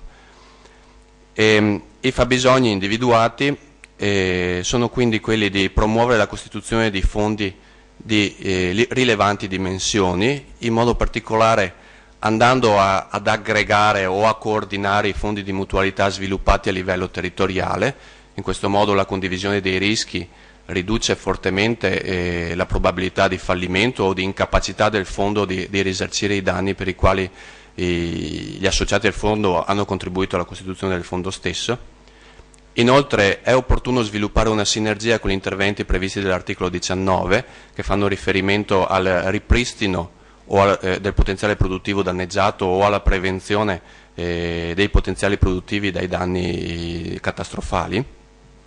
Inoltre, in modo particolare per quanto riguarda i fondi di mutualità per la gestione dei rischi sul reddito, è fondamentale implementare un sistema di monitoraggio. La base per creare un qualunque strumento di assicurazione di rischi o di garanzia di copertura dei rischi è la consapevolezza della frequenza con cui avvengono i fenomeni e dell'intensità con cui questi fenomeni avvengono. Oggi, per quanto riguarda il reddito, e quindi una tutela delle imprese da un'eccessiva riduzione dei redditi, manca della fonte informativa che permette di quantificare la probabilità con cui un certo evento si verifica e quindi il livello di contribuzione delle singole imprese. In questo senso, un ultimo punto, a livello nazionale ci sta già muovendo e rappresenta anche in questo senso un'opportunità, è quella della costituzione di una progettazione, di una misura nazionale per la costituzione degli strumenti per la gestione dei rischi, e l'avviamento degli strumenti dei fondi di mutualità hanno sicuramente bisogno di un contributo ricco in innovazione, in ricerca e in ambito sperimentale per poter poi consolidare questo tipo di strumenti in futuro. Vi ringrazio. Grazie al dottor Trestini. Una precisazione: non è che ci piace lavorare per niente, no, nel senso che, come giustamente ha anticipato il dottor Trestini, Questi strumenti hanno un significato, gestiti con una certa dimensione economica, quindi sicuramente non di dimensione regionale ma di dimensione nazionale. L'accordo di partenariato lascia intendere che ci sarà una programmazione nazionale relativamente a queste misure. Dicevo, non è che ci piace lavorare per niente, è che comunque, essendo tra parentesi tra l'altro la prima regione per utilizzazione di questi strumenti, contiamo di poter dare comunque anche in quella sede di programmazione nazionale il nostro contributo alla definizione della strumentazione. Lascio la parola, prima di darla a voi, al dottor Barbieri per un aggiornamento sullo stato della consultazione online con il partenariato. No, non lo dico io, lo dice poi il dottor. Allora, sì, alcune ci siamo sentiti anche nelle precedenti incontri e nei precedenti incontri abbiamo dato degli step successivi. In questa fase siamo al punto in cui il sistema di consultazione online è attivo, è disponibile.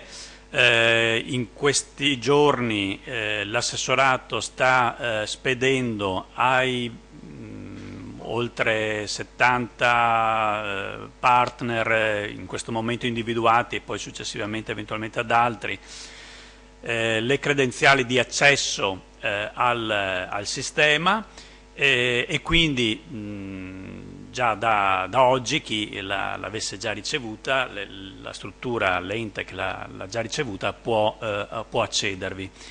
Ricordo che sul portale Piave invece sono disponibili i materiali, saranno disponibili i materiali, in questo momento sono solo disponibili i materiali delle priorità 4 e 5 e credo domani, non più tardi, saranno disponibili anche i materiali, le relazioni e l'elenco dei fabbisogni definitivo della priorità 1 e poi successivamente quelli presentati quest'oggi, e quindi invito tutti quanti a consultare prima di tutto i documenti, perché poi la consultazione, quindi l'espressione delle osservazioni, è articolata per le diverse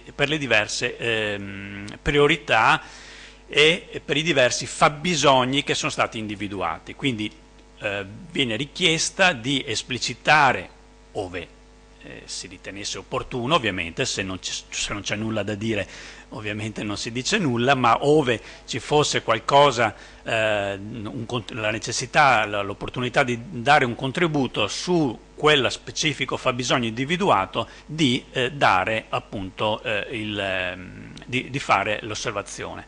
Il sistema è molto semplice e permette quindi a ciascun soggetto di entrare la username e la propria email e poi c'è una password numerica.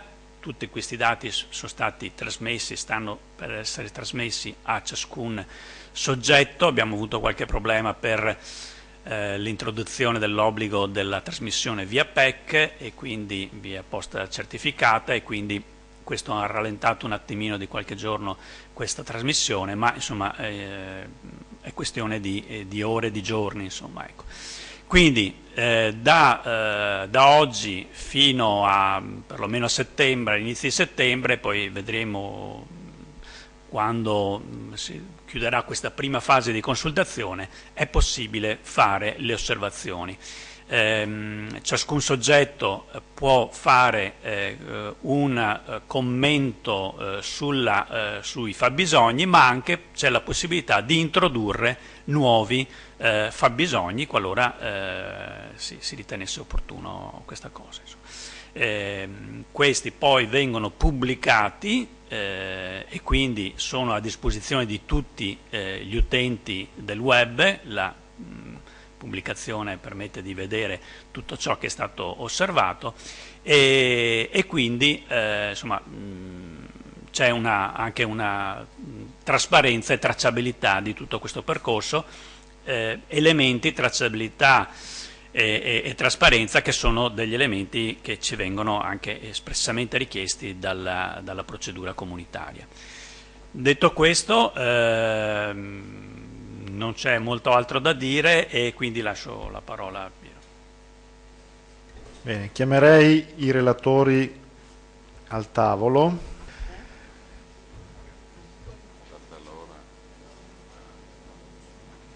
Prego.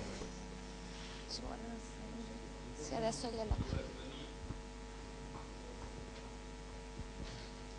Grazie. Zanini della Federazione Regionale dei Dottori Agronomi e Forestali. La competitività è, a nostro modo di vedere, la priorità più importante tra quelle proposte nella programmazione 2014-2020, anche se non esclusiva. Di fatto, secondo noi, è il motore senza il quale le altre priorità sarebbero quasi ferme ai blocchi di partenza. L'imprenditore ha come obiettivo primario, pur se non esclusivo, quello di essere competitivo non solo nel mercato nazionale, ma anche e soprattutto in quello globale. Essendo la competitività la capacità di fornire beni e servizi concorrenziali, non solo rimanendo sul mercato, ma anche migliorando la propria posizione nello stesso, lo strumento di programmazione che Regione Veneto sta mettendo a punto è di fondamentale importanza per i prossimi anni. Lo stato di fatto della nostra agricoltura evidenzia, a nostro modo di vedere, ai fini dell'emissione nel mercato di beni e servizi, sostanzialmente due posizioni. Una prima nella quale l'imprenditore può confrontarsi direttamente col mercato offrendo beni, ad esempio vino, e servizi, diversificazione. E una seconda posizione legata sostanzialmente alla sola produzione primaria, nella quale non c'è il confronto diretto dell'imprenditore stesso col mercato. In sostanza l'imprenditore produce beni, latte, carne ed altro, che vengono ceduti al primo acquirente, il quale provvede all'immissione nel mercato anche previa trasformazione. In tal senso riteniamo fondamentale l'aspetto delle filiere e dei progetti integrati di filiera, che hanno avuto, a nostro modo di vedere, degli esiti più che positivi nella programmazione in corso e che, forse con qualche modifica, possono senz'altro avere effetti positivi anche nella programmazione futura. Siamo fermamente convinti che ambedue le situazioni vadano sostenute nella prossima programmazione, comunque nell'ambito e con il supporto anche delle altre priorità già individuate dall'Unione Europea.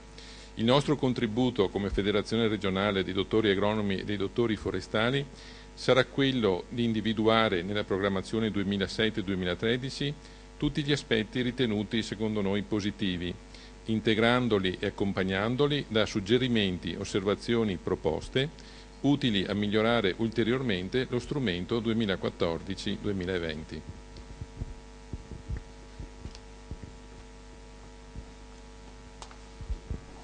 Altri?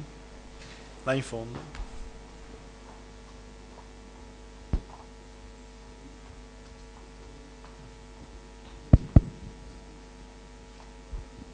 Solo per una breve, sono Liut, direttore di Uvive, e indubbiamente i consorzi di tutela hanno tanti peccati e anche tanti pregi, ma indubbiamente con la nuova normativa dei consorzi di tutela e con l'evoluzione che c'è stata nella certificazione i dati li sanno, perché logicamente da 3 anni a questa parte gli enti di certificazione danno dati sicuri al 100%. Comunque la nuova sfida dei consorzi di tutela è quella della valorizzazione, non della commercializzazione, e della, diciamo, tutela a 360 gradi sulla tutela del marchio e tutela e organizzazione della denominazione. Quindi ringrazio per aver notato i consorzi di tutela, ma faccio questa precisazione. Grazie.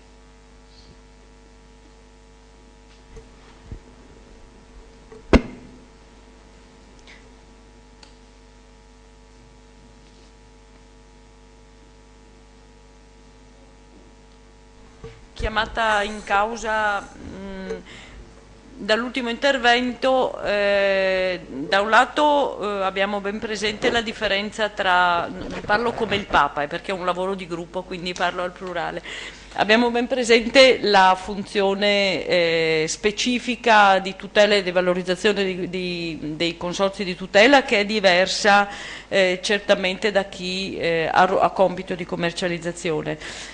Quando mi riferivo a scarsità di informazioni non facevo specifico riferimento al caso del vino, ma in generale non a quelle produzioni di qualità che hanno una fase di trasformazione a valle che permette di che fa da collo di bottiglia laddove, come nel caso del vino, e dunque aggregando il prodotto lo si conosce, ma mi riferivo soprattutto al comparto delle produzioni ortofrutticole di qualità. Per quanto riguarda comunque il fatto che anche i consorzi di tutela, quelli che in questo non sono tutti uguali, insomma, vuol dire, ci sono dei consorzi di tutela che svolgono un importante ruolo, mi permetta questo termine, proattivo, in termini di valorizzazione e di tutela, altri che invece hanno, diciamo, questo riguarda anche in alcuni casi il vino, che hanno un atteggiamento, come posso dire, passivo. Nel senso che io credo che per adottare efficaci strategie di tutela e di valorizzazione del proprio prodotto non sia accettabile che mi lasci essere, io sono una montanara, dunque un po' brusca, spigolosa quando parlo, è difficile pensare che questo ruolo possa essere efficacemente realizzato da un consorzio che non ha la più pallida idea di quanto prodotto sta tutelando. Ci sono, se dobbiamo, come dire, fare un'analisi per imparare dal passato e per essere efficaci nel futuro, non dobbiamo nasconderci dietro un dito. Ci sono realtà molto buone, ma ci sono anche realtà di questo tipo. Queste realtà, le realtà di questo secondo tipo vanno rese consapevoli e poi vanno chiuse o vanno portate, nel senso che sono destinate a morire, non c'è scampo, oppure, ma non per mano di qualcun altro, per mano di se stesse, oppure vanno accompagnate anche con queste azioni di rete, in cui personalmente credo molto, tra comparti diversi. In questo, non inventando niente di nuovo, ci sono paesi all'estero che sono aggressivissimi sul mercato internazionale proprio perché hanno imparato a fare rete anche tra comparti diversi, tra produzioni diversi, e c'è anche qualche regione italiana che ha cominciato a darsi una mossa in questa direzione. Per comparti diversi intendo non il vin per conto suo, non il vin dell'est della regione diverso dal vin dell'ovest e così via discorrendo, ma prodotti diversi che sfruttano, ciascuno dei quali sfrutta le proprie, quelli che ce l'ha i punti di forza e che accompagna anche gli altri. Grazie.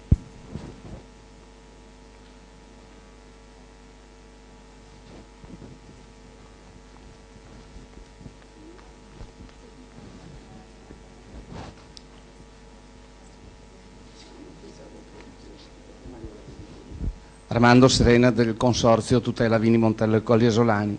Mi permetterei di suggerire, non so se si può definire un fabbisogno, perché non sono molto pratico della terminologia che usate, però una necessità anche per accelerare i processi di cambio generazionale, di avere qualche strumento legislativo sicuro che possa garantire il trasferimento della proprietà già da vivo anziché da morto.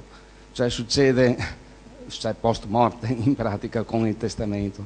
Succede spesso che vengono fatte delle operazioni di liquidazione, tra virgolette, tra aventi diritto all'eredità durante la vita del titolare, che poi vengono disattese alla sua morte perché ci sono le quote legali, le quote, come si dice, la quota legittima, bravi. Ecco, credo che in altri ordinamenti internazionali questa possibilità sia permessa, sia prospettata.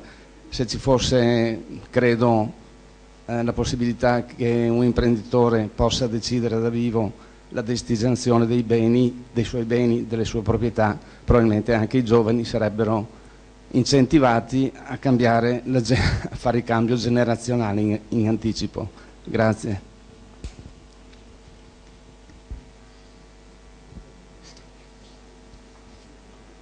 Questa, se mi permette, questa è un gran fabbisogno che travalica la dimensione del PSR e direi anche per fortuna.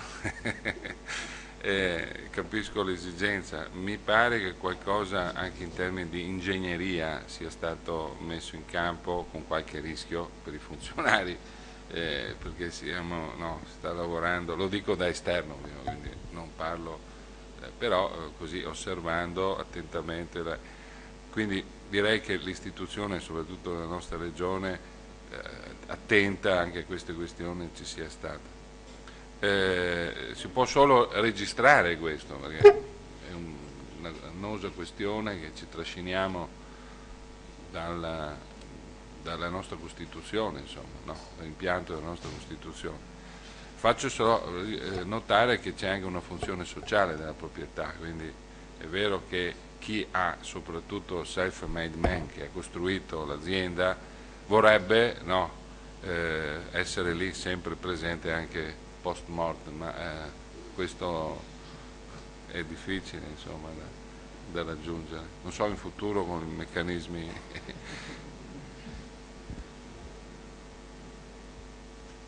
Vado.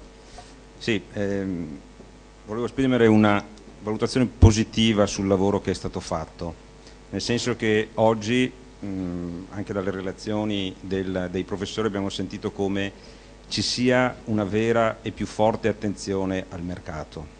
È quello che noi abbiamo sempre sostenuto, cioè dobbiamo parlare, dobbiamo garantire reddito ai produttori. Fare tante altre considerazioni, se non c'è reddito nell'azienda agricola, non serve a niente. E quindi per noi il tema dell'aggregazione, della concentrazione del prodotto, dell'aumento anche delle dimensioni dell'azienda è determinante. Cioè non pensiamo di andare su determinati mercati e anche all'estero se siamo estremamente frazionati. Io poi parlo per il settore della zootecnia bovina da carne, che è caratterizzato da una serie di operatori, di mediatori, di commercianti, commerciantini che operano e si muovono sul territorio creando una serie di disefficienze, di maggiori costi e impedendo quindi di fare quella vera aggregazione, quella vera concentrazione del prodotto. Mi è piaciuto un passaggio dove si dice dobbiamo premiare chi va effettivamente a vendere i prodotti e non chi fa finta di vendere i prodotti o fa delle attività che possono essere collaterali ai prodotti, perché poi queste si traducono e danno spazio a quegli operatori di cui si diceva prima e che quindi generano confusione in determinati casi e aumento dei costi. Quindi secondo me è importante che anche l'azione che la Regione deve compiere vada in questa direzione, cioè incentivando e incoraggiando queste forme di aggregazione, queste forme di accesso diretto al mercato. Un aspetto particolare poi anche per quanto riguarda le assicurazioni, la zootecnia fino ad oggi, zootecnia, assicurazione è sempre stata rivolta al mondo della produzione del latte. Il settore della carne credo che anche sia giunto il momento di esprimere anche in questo ambito una posizione per quanto riguarda, se non altro, determinate perdite sanitarie che non possiamo più pensare la grossa perdita per l'epizootia o il fenomeno macroscopico, ma per una serie di perdite che vanno ad incidere in maniera significativa sull'economia dell'azienda zootecnica. Teniamo conto che l'allevamento acquista il bovino da ristallo, quindi in caso di morte o di vendita di convenienza, oltre al mancato reddito dell'attività dell'allevatore c'è anche la perdita del costo sostenuto per l'acquisto del bovino da ristallo. Quindi in questo senso qualche considerazione secondo noi potrebbe essere fatta. Grazie.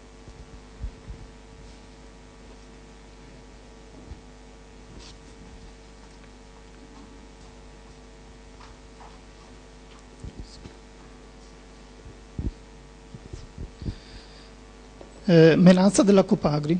Beh, innanzitutto mi aggiungo ai commenti fatti da chi mi ha appena preceduto, nel senso che le relazioni che sono state esposte questa mattina le condivido perfettamente, sono perfettamente in sintonia anche con il mio pensiero.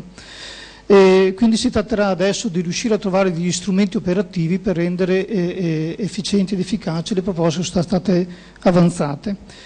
Il mio intervento comunque mirava sostanzialmente ad un aspetto, dico una banalità, ma per me è uno dei tanti aspetti importanti, alla stessa stregua di quanto è stato esposto precedentemente, ovvero sia, siccome nessuna delle relazioni, nessuno dei relatori ha avuto modo o occasione di dirlo, nel momento stesso in cui andremo a realizzare le azioni per concretizzare quanto è stato esposto oggi, si tratterebbe di riuscire a conciliare il tutto con un sistema molto snello, molto pratico, meno burocratico e meno tecnocrate di come è stato fatto finora.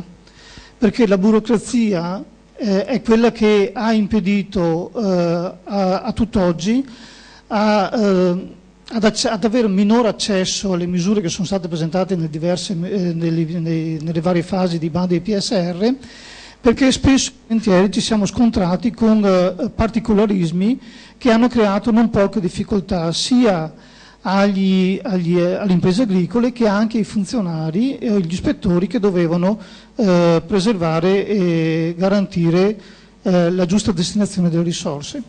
Quindi è una banalità, ma la semplificazione, la burocrazia è un aspetto determinante e importante. Vi ringrazio.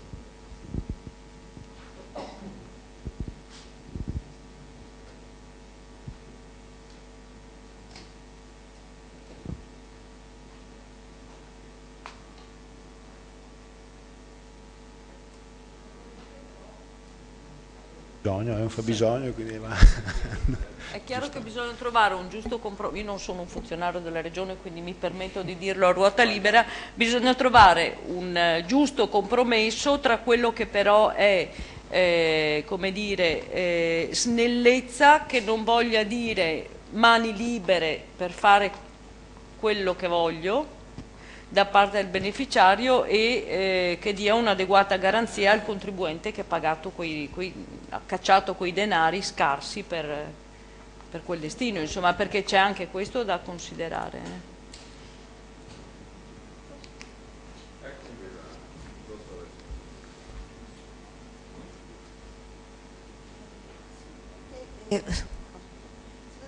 Questo è un aspetto molto importante perché è quello che sollevava il signore della Coppagri sulla questione del bilanciamento, da un lato semplificazione burocratica e dall'altra diciamo, rispetto dei criteri e dei controlli amministrativi che vengono fatti sulle domande di aiuto. Io penso che diciamo, molta di questa burocrazia, soprattutto nei progetti integrati di filiera, deriva dal fatto che erano strumenti che però non erano previsti dalla regolamentazione. Per cui la difficoltà grossa è stata proprio quella di dover adattare quelle che erano le regole, capito, poste dalla Commissione, perché poi ce l'abbiamo, nella selezione dei progetti integrati di filiera. Questo diciamo, spero che sicuramente, insomma, immagino che nella prossima con i gruppi previsti, i gruppi operativi che sono già previsti dal nuovo regolamento o comunque gruppi di produttori venga diciamo, preso in considerazione come elemento di diciamo, per facilitare questa semplificazione burocratica da parte degli Stati membri. Quindi penso che quando ci saranno le proposte degli atti delegati da parte della Commissione e già nelle nuove misure, insomma, sarà un aspetto da tenere in forte considerazione. Per quanto riguarda la selezione invece è stata molto positiva, perché comunque i controlli amministrativi sono stati effettuati, almeno per quello che è risultato nell'ambito delle valutazioni svolte, e la selezione diciamo, diciamo, ha fatto sì che le domande approvate fossero conformi alle priorità insomma, previste dai bandi, quindi su questo, ma sicuramente ecco, sulla burocrazia, tecnocrazia sì, c'è un peso dell'amministrazione, un peso per i controlli, ma spero che la Commissione insomma ma ci mette anche del suo, ecco, a volte. Non so.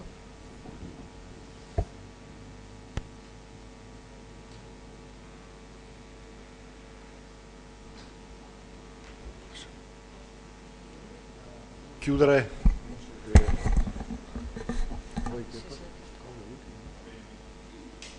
Grazie per questa opportunità che ci è stata data oggi dai nostri relatori, tutti, di avere un quadro su queste due priorità comunitarie del nuovo regolamento, io credo molto approfondito, molto centrato, anche in termini, diciamo così, di quello che avevamo chiesto poi ai nostri consulenti dell'università, che era quello di andare anche oltre al compitino, che non è un compitino, è un compito importante, cioè quello dell'analisi e dell'analisi SWOT, per individuare anche fabbisogni e anche in qualche maniera prefigurare delle strategie.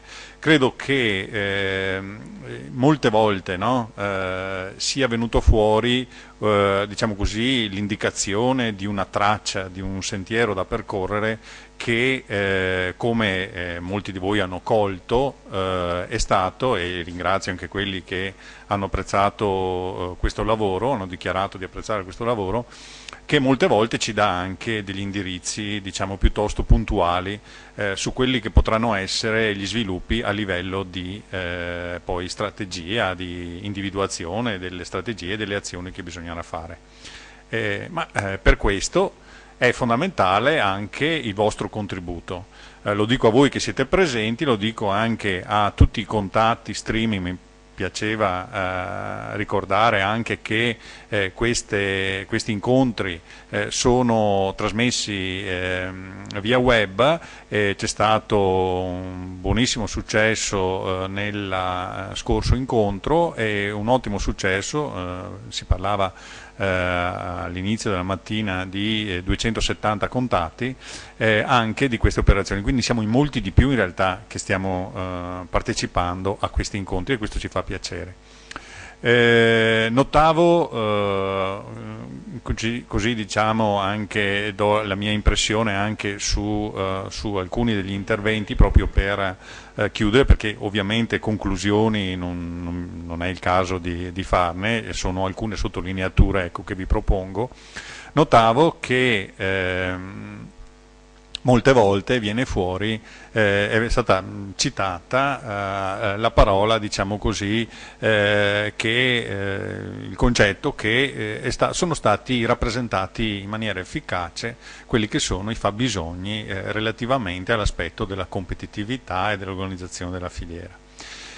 Ecco, vorrei che facessimo tutti una riflessione rispetto al percorso che la Commissione europea ha deciso di proporci per questa programmazione, che è un percorso che apparentemente sembra uguale a quello della volta precedente, dell'attuale programmazione, ma che in realtà si connota per una richiesta / necessità di, da una parte, maggiore informazione e partecipazione da parte del partenariato, ma dall'altra si connota anche, questo l'abbiamo detto fin dall'inizio, per una incisività piuttosto forte dell'aspetto strategico.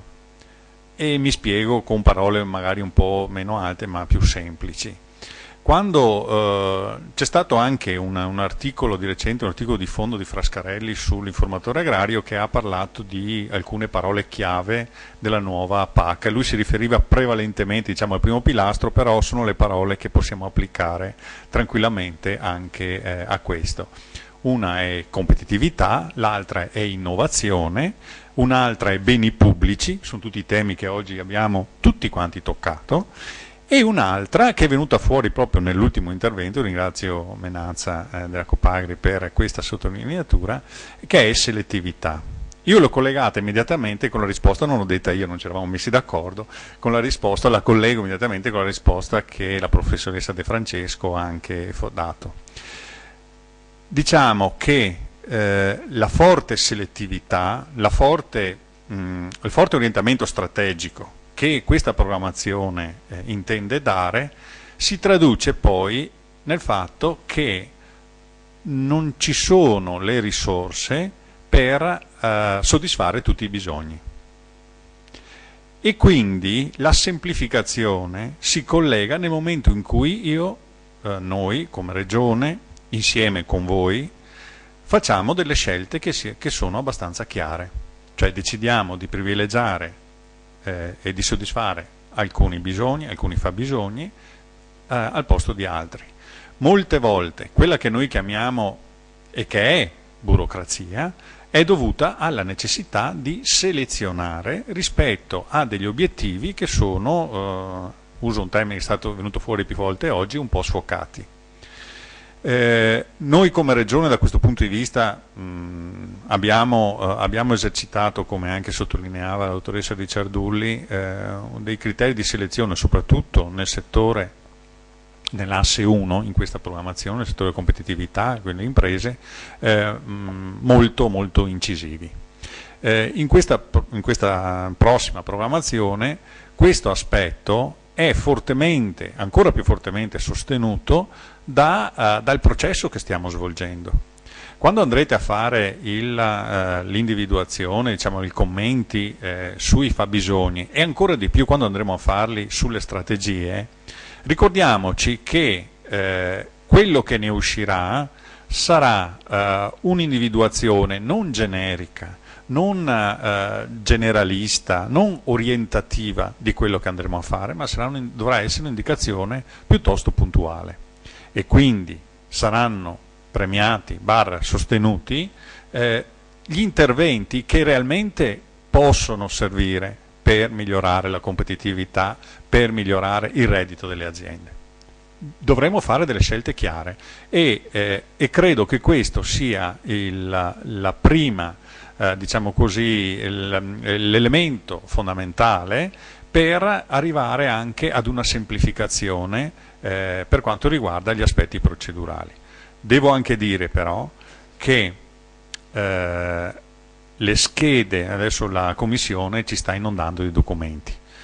Purtroppo non abbiamo ancora una versione, diciamo così, in qualche maniera completa di quello che è uscito dall'accordo, dal trilogo, insomma, di fine giugno, e quindi siamo ancora in un'area di incertezza per quanto riguarda aspetti che sono veramente molto importanti. Le schede di misura, cioè voi sapete ci sono le misure come nell'altro PSR che sono definite nel regolamento. La Commissione ci sta mandando delle bozze di schede dove accanto a quelli che che sviluppano, diciamo così, i contenuti del regolamento. Beh, devo dire che da quelle che abbiamo visto la complicazione c'è e come.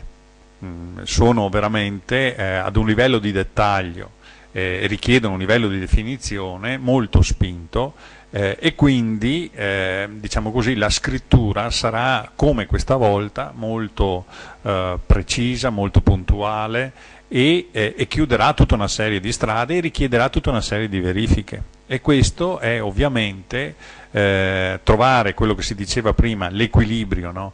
Tra quelle che sono le esigenze di semplificazione e quelle che sono invece le richieste che ci vengono fatte dall'Unione Europea, non è proprio, almeno da quello che vediamo adesso, non è detto che sarà così semplice. Quindi ci attende un periodo di lavoro e di approfondimento piuttosto intenso. Ecco, la sollecitazione di oggi è, come vi ho detto, quindi quella di andare sul sito, di consultare, di guardare questo lavoro, perché è fondamentale per il lavoro che faremo dopo, che faremo a partire con la fine estate-autunno, che è quello proprio più pregnante di individuazione delle strategie. Guardate però che se non affrontiamo fin da ora a livello di fabbisogni l'individuazione dei nostri obiettivi, successivamente faremo fatica a raddrizzare, diciamo così, certe scelte che l'analisi che abbiamo fatto in qualche maniera ci propone e ci impone ad un certo punto.